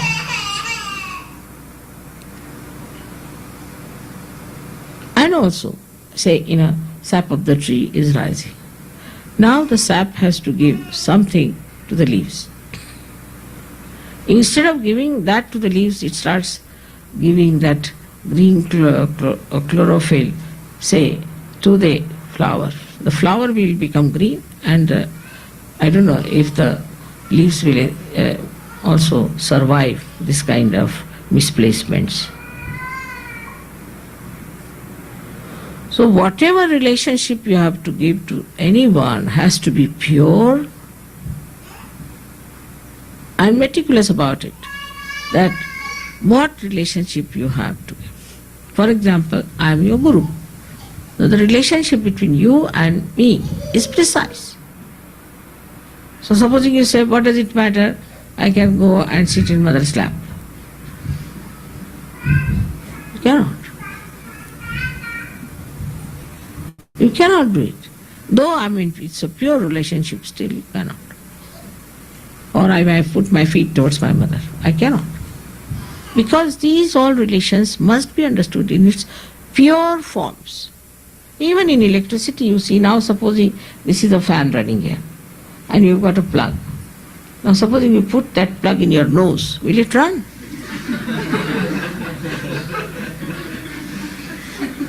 It looks absurd, but that is what it is.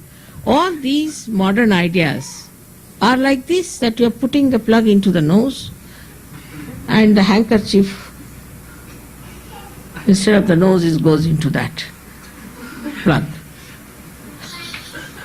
It is so absurd and it is so useless, and it shows how idiotic people have become. So we should know what is the relationship we have with each other. What is the relationship we have in the collective? How do we behave?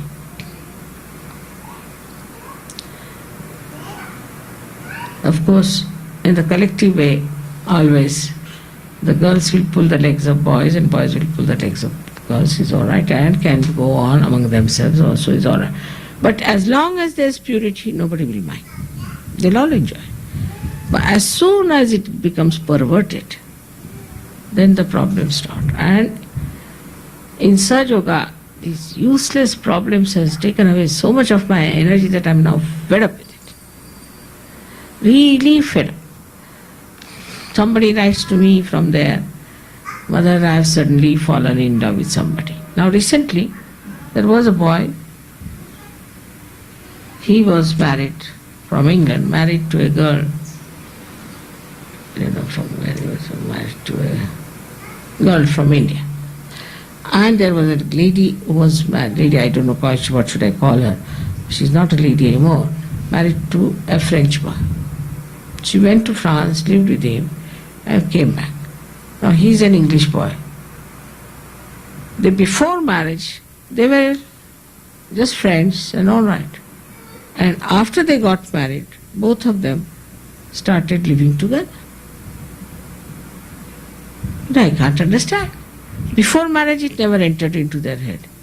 After marriage, why this has entered into their head? But we don't know what to do now. You see that French boy is fed up He said, I have nothing to do, but this Indian girl, what am I to do? What am I to tell her? Because for her, he is her husband. Because Indians are not like this to put the plug in the nose type, you see. So she cannot understand. And she doesn't know what to say. I don't know what to tell her. How to solve this problem. It is such a funny problem now.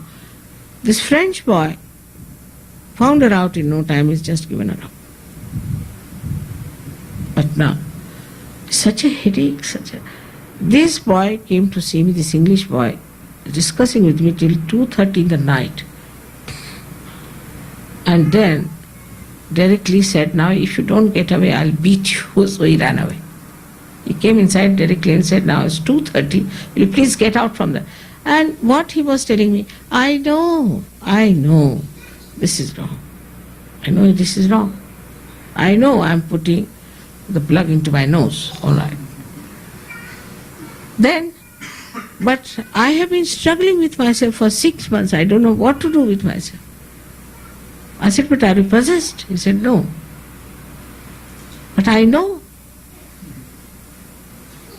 They think in these Western societies that once they say, I know I'm doing wrong, I know I'm doing wrong. Then finished. You have confessed to God, you have confessed to everyone, I know this is wrong. Well, I'm doing it.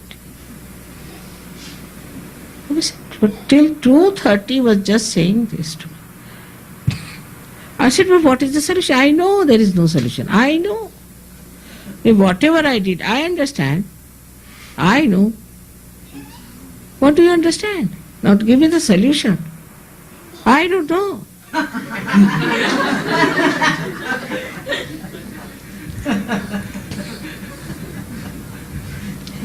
So I told him that really I'm so fed up with you that I've decided I'll have no more marriages.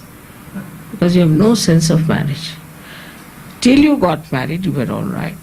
You were nice to her, you wrote one letter to her, and suddenly now, how have we fallen together? He said, it was spontaneous. I said, what spontaneous? This girl came to a place where I was working for something, and I met her. Finished. That's all. He knew this girl before, they were together, everything was there, nothing happened. Suddenly, what has happened? Now, what I gather, that Western society is built up against marriages, against families. To be married, according to them, is a sin.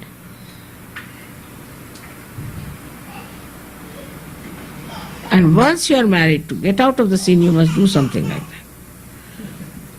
Because they live together for days together, and once they marry, immediately they think of divorce. Because marriage is now so much connected with property, money, this, that, nonsense,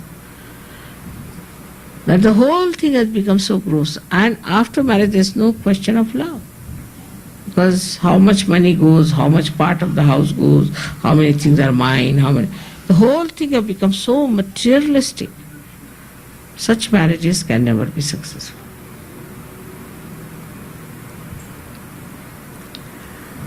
But in Sahaja Yoga, we marry for our ascent.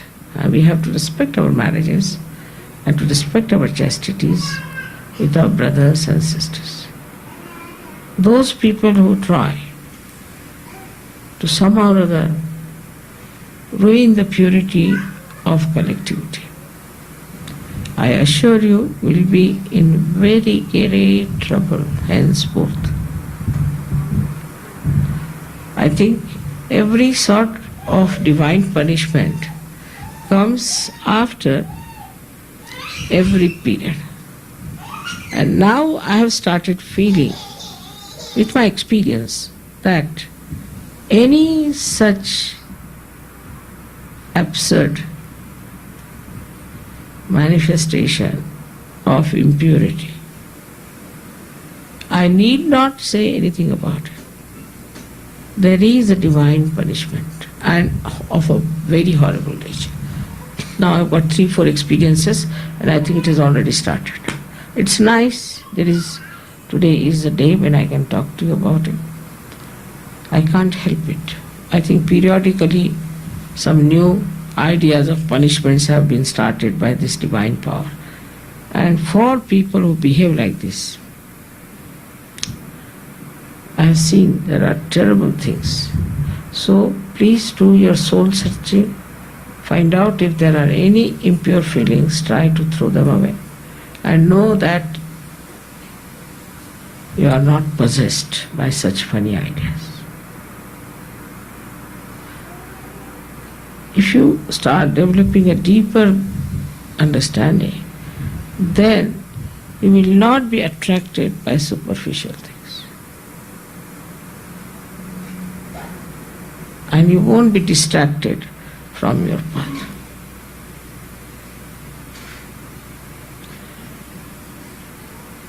There was one girl in India, was very dark, say, I wouldn't call her in any way beautiful. She's tall, but she's very, very dark. And there's somebody who was all right for her age. So I asked him, I said, you see, she's not suitable for you. But you can have a look at her. He saw her and he said, Mother, I want to marry her.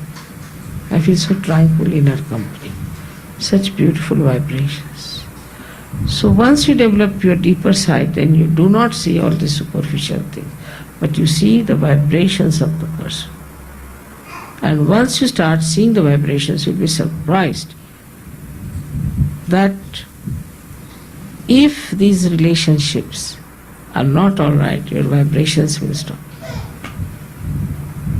You won't feel the vibration. You must know that Chaitanya is a living energy which thinks, which knows, which understands everything. So if you are getting wrong ideas about somebody and if you try to see vibrations, you will get heat automatically. It's a computer which thinks. The information that is filled into this computer, it refills itself. Such a computer. As soon as you start feeling the vibrations of such a person, immediately you feel that there are no vibrations or there's heat. But supposing you are unnecessarily suspicious and unnecessarily you are trying to trouble yourself, then also same thing will happen.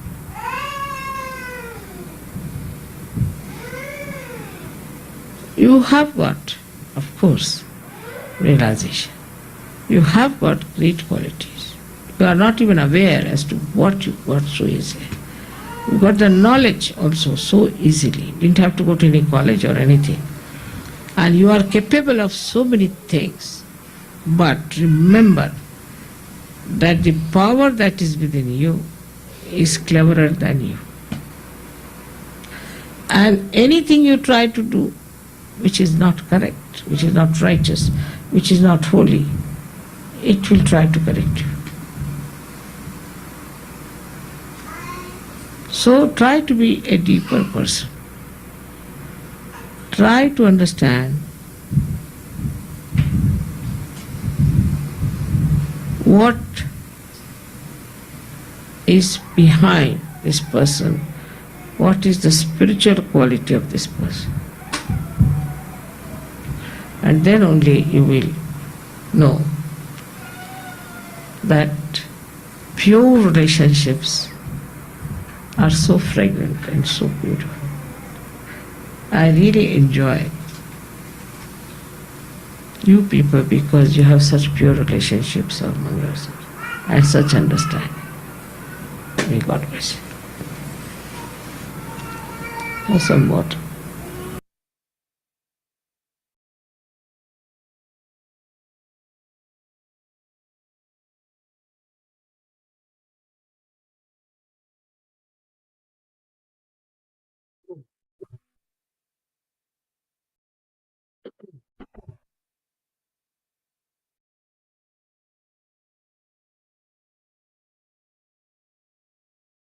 As we are celebrating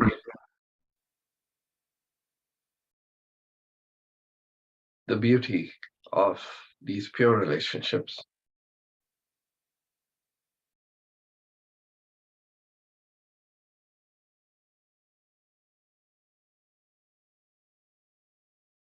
can just embrace those feelings and those relationships,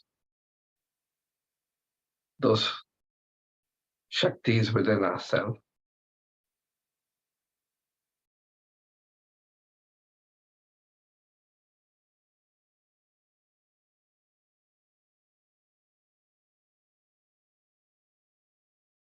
We just offer a very short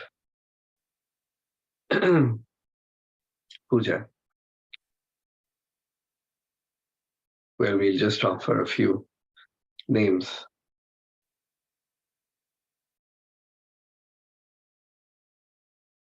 of Sri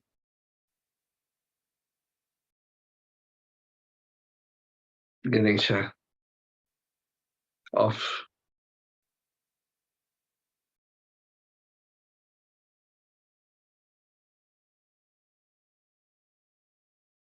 Sri Vishnu Maya, and Sri Krishna.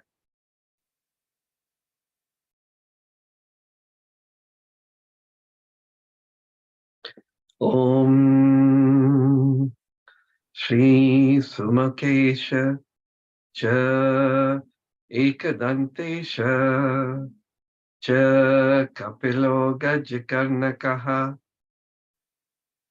Shri Lambodaresha Cha Vikato Shri Vignanasho Shri Ganadipaha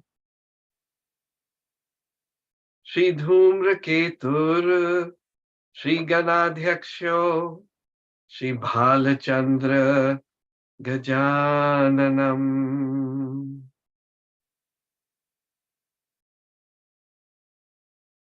Sakshat Shri Adishakti Mataji Shri Nirmala Devai Namo Namaha. Today let's pray that Shivaji, you've given us this power of purity within us. May this power, may this purity be projected from our being wherever we go. May it awaken those pure feelings, that purity within people, within society. Because right now, it's a total mess.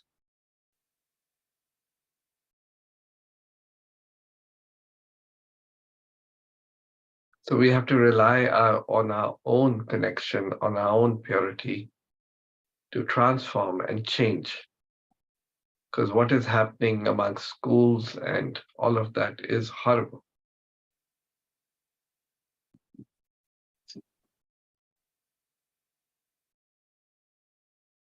Today we pray to you, Sri Ganesha.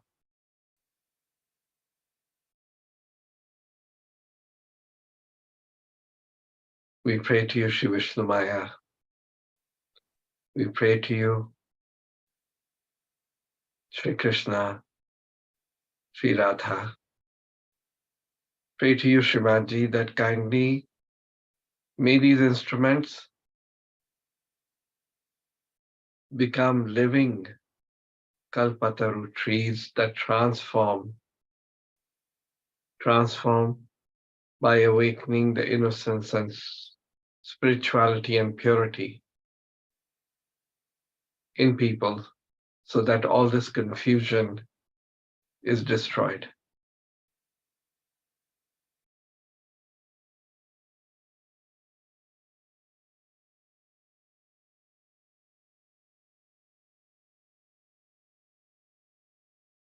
Now we'll offer a few names of Sri Vishnu Maya. The first one, of course, is Sri Vishnu Maya. Om Tvameva Sakshat Shri Vishnu Maya Sakshat Shri Adi Shakti Shri Mataji Shri Nirmala Devai Namo Namaha.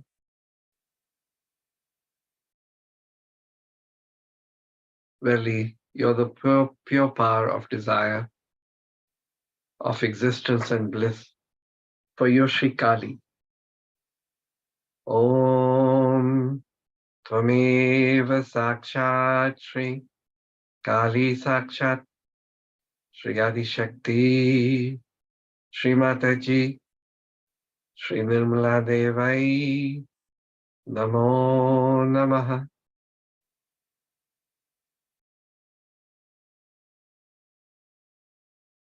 For verily you're the one who was created by Sri Mahakali herself. Sri Mahakali Nirmita. Om Tvameva Sakshat Sri Mahakali Nirmita Sakshat Sri Adi Shakti Sri Mataji Sri Nirmala Devai Namo Namaha.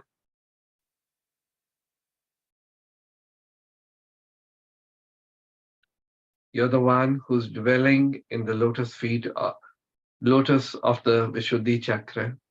Sri Vishuddhi Padma Lai. Om Tvameva Sakshat Sri Vishuddhi Padmalai Sakshat Sri Adi Shakti Sri Mataji Sri Nirmala Devai Namo Namaha.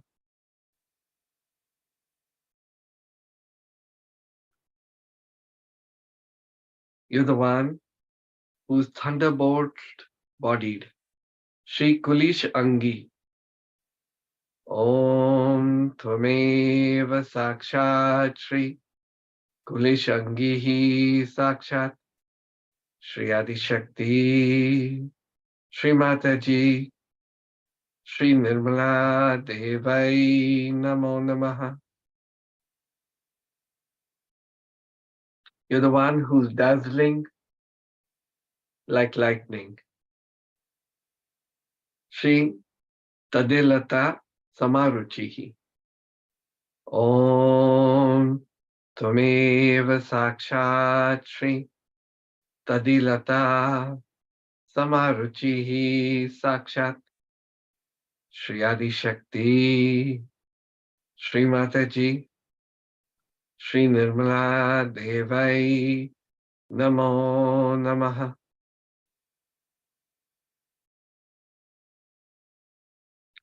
You're the one who has special weapons. Sri Vishishta Shastra. Om Tvameva Sakshat Sri Vishishta Shastra Sakshat Sri Adi Shakti Sri Mataji Sri Nirmala Devai Namo Namaha.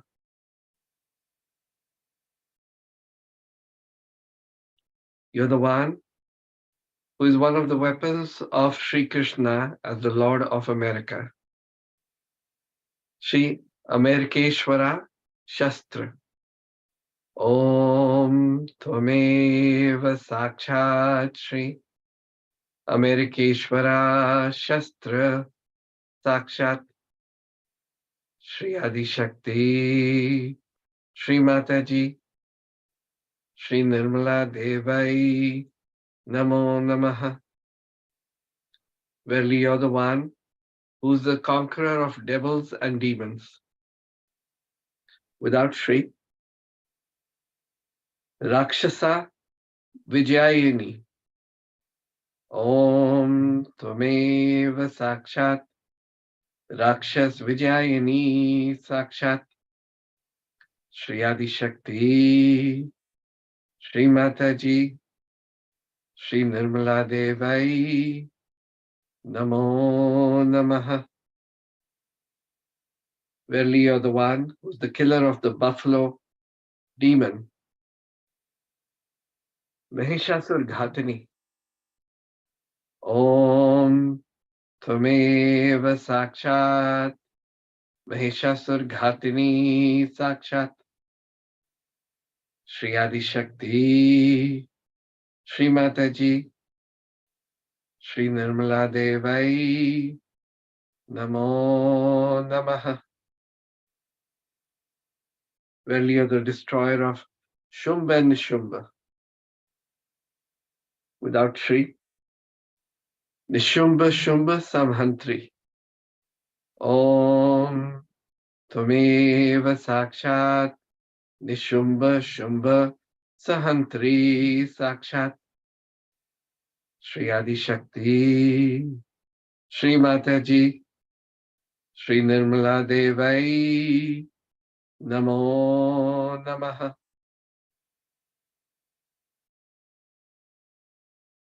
The last name, for you're the one who's the eternal virgin, Shri Chira Kumari. Om Tumeva Sakshat Shri Chira Kumari Sakshat Shri Adi Shakti, Shri Mataji, Shri Nirmala Devai, Namo Namaha.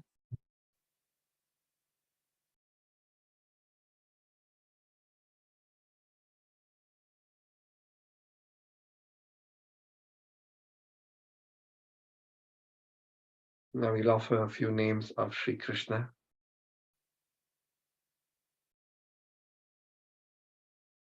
Verily you're the dark-skinned,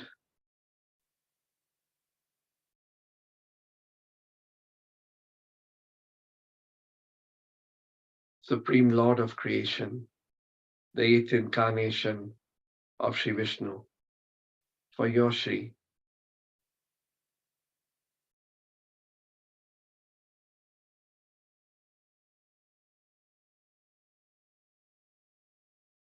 your Shri Krishna.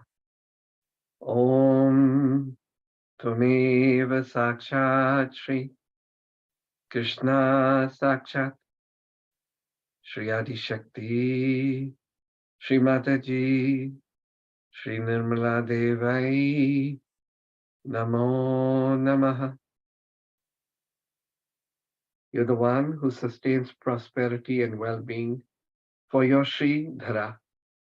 Om Tvameva Sakshat Shri Shri Dharai Sakshat Shri Adi Shakti Shri Mataji Shri Nirmala Devai Namo Namaha.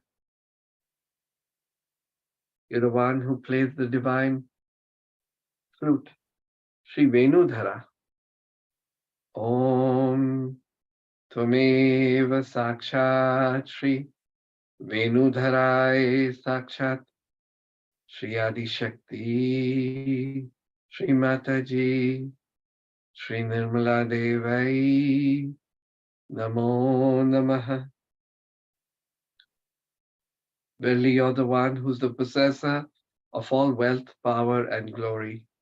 For your Shri Shriman. Om Tvameva Sakshat Shri Shrimana Sakshat Shri Adi Shakti Shri Mataji Shri Nirmala Devai Namo Namaha. You're the one who can only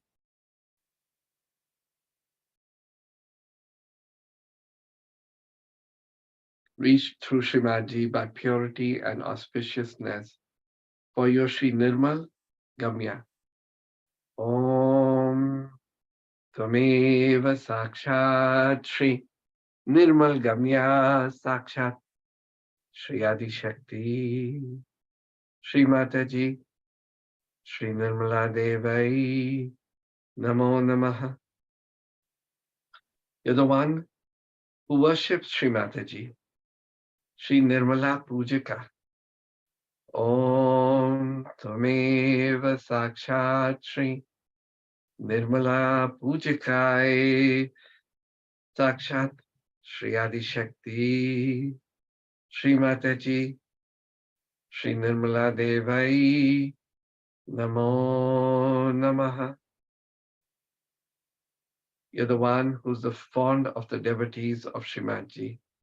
Shri Nirmal Bhakta Priyai.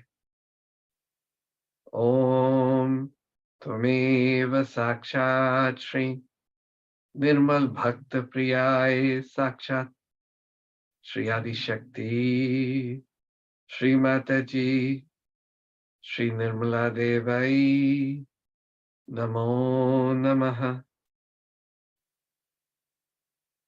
You're the one who worships the lotus feet of Srimadji in your heart. Shri Nirmala Hridaya. Om Tvameva Sakshat Shri Nirmala Hridayai Sakshat Shri Adi Shakti Shri Mataji Shri Nirmala Devai Namo Namaha. Verily, you're the one who's unsupported, as you're the support of the universe. For your Shri Niradhara. Om Tvameva Sakshat Shri Niradharai Sakshat Shri Adi Shakti Shri Mataji Shri Nirmala Devai Namo Namaha. Verily, you're the Father of Lord Christ, the support of the universe. Shri Vishwa Adhara Janakai. Om Tvameva Sakshat Shri Vishwa Adhara Janakai Sakshat Shri Adi Shakti Shri Mataji Shri Nirmala Devai Namo Namaha. And the last one. Verily, you're the one who's all-pervading. For your Shri Vishnu. Om Tvameva Sakshat Shri Vishnu Sakshat Shri Adi Shakti Shri Mataji Shri Nirmala Devai Namo Namaha. You just sit in silence for 2 minutes and then we'll have Aarti.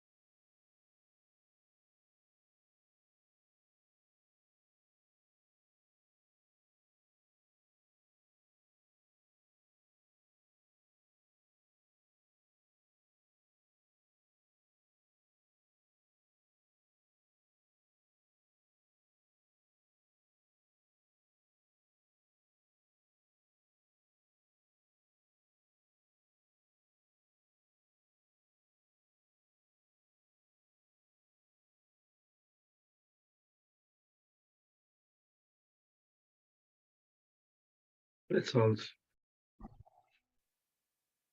stand up for Aarti.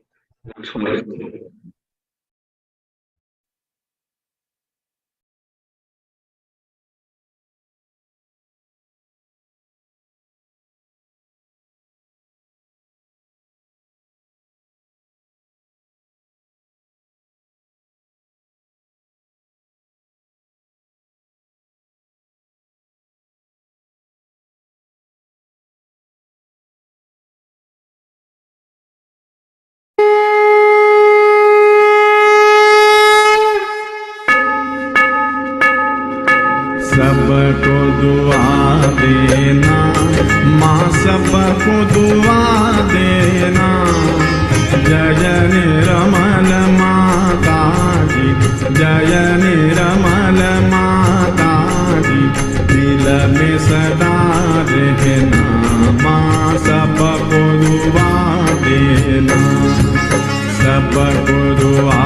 देना, माँ सबको दुआ देना। जय निरमल माता जी, जय निरमल माता जी, दिल में सदा रहना, माँ सबको दुआ देना। जग में संकट कारण कितने दिए अवतार, माँ कितने दिए अवतार। विश्व में तेरी महिमा, विश्व में तेरी महिमा, तू गंगा यमुना, माँ सबको दुआ देना, सबको दुआ देना, माँ सबको दुआ देना। जय निरमल माता जी, जय निरमल माता जी, दिल में सदा रहना, माँ सबको दुआ देना। जो भी शरण में आया सुख ही मिला उसको, माँ सुख ही मिला उसको। बैठ के दिल में ओ माँ, बैठ के दिल में ओ माँ, लौट के ना जाना, माँ सबको दुआ देना, सबको दुआ देना, माँ सबको दुआ देना। जय निरमल माता जी, जय निरमल माता जी, दिल में सदा रहना, माँ सबको दुआ देना। मानव में अवतर के कर दिया उजियाला, माँ कर दिया उजियाला। कलयुग में माया है, कलयुग में माया है, फिर भी पहचाना, माँ सबको दुआ देना, सबको दुआ देना, माँ सबको दुआ देना। जय निरमल माता जी, जय निरमल माता जी, दिल में सदा रहना, माँ सबको दुआ देना। संत जनों की धरती है भारत माता, माँ है भारत माता। इस धरती पर आकर, इस धरती पर आकर, दुख से दूर करना, माँ सबको दुआ देना, सबको दुआ देना, माँ सबको दुआ देना। जय निरमल माता जी, जय निरमल माता जी, दिल में सदा रहना, माँ सबको दुआ देना। जब दिल में आए तब मधु संगीत सुन लो, माँ मधु संगीत सुन लो। हो सके जो सेवा, हो सके जो सेवा, हमसे करा लेना, माँ सबको दुआ देना, सबको दुआ देना, माँ सबको दुआ देना। जय निरमल माता जी, जय निरमल माता जी, दिल में सदा रहना, माँ सबको दुआ देना, माँ सबको दुआ देना, माँ सबको दुआ देना।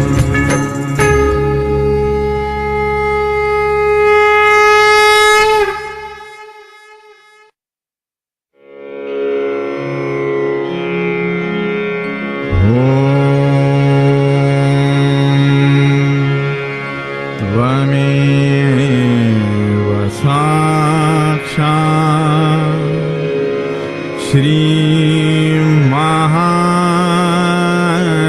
लक्ष्मी महासरस्वती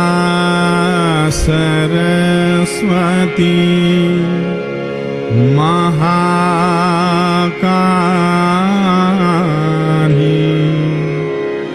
त्रिगुणात्मिका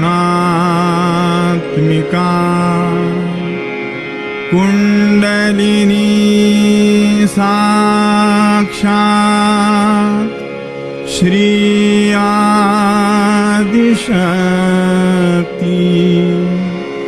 माताजी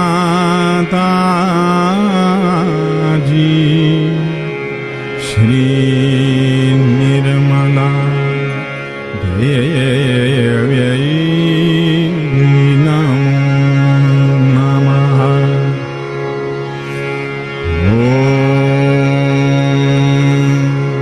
त्वमेव साक्षात् श्रीकल्की साक्षात् श्री आदिशक्ति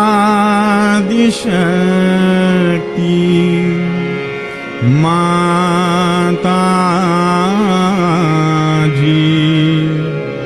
श्री निर्मला देव्यै नमो नमः।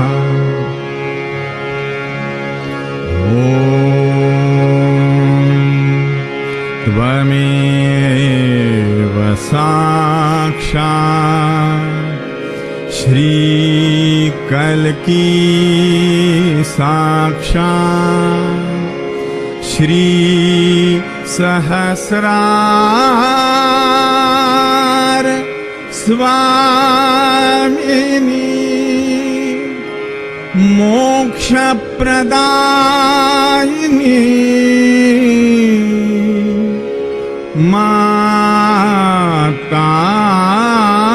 माताजी श्री निर्मला देव्यै नमो नमः। श्री निर्मला देव्यै नमो नमः। श्री निर्मला देव्यै नमो नमः। बोलो श्री भगवती माताजी श्री निर्मला देवी की जय।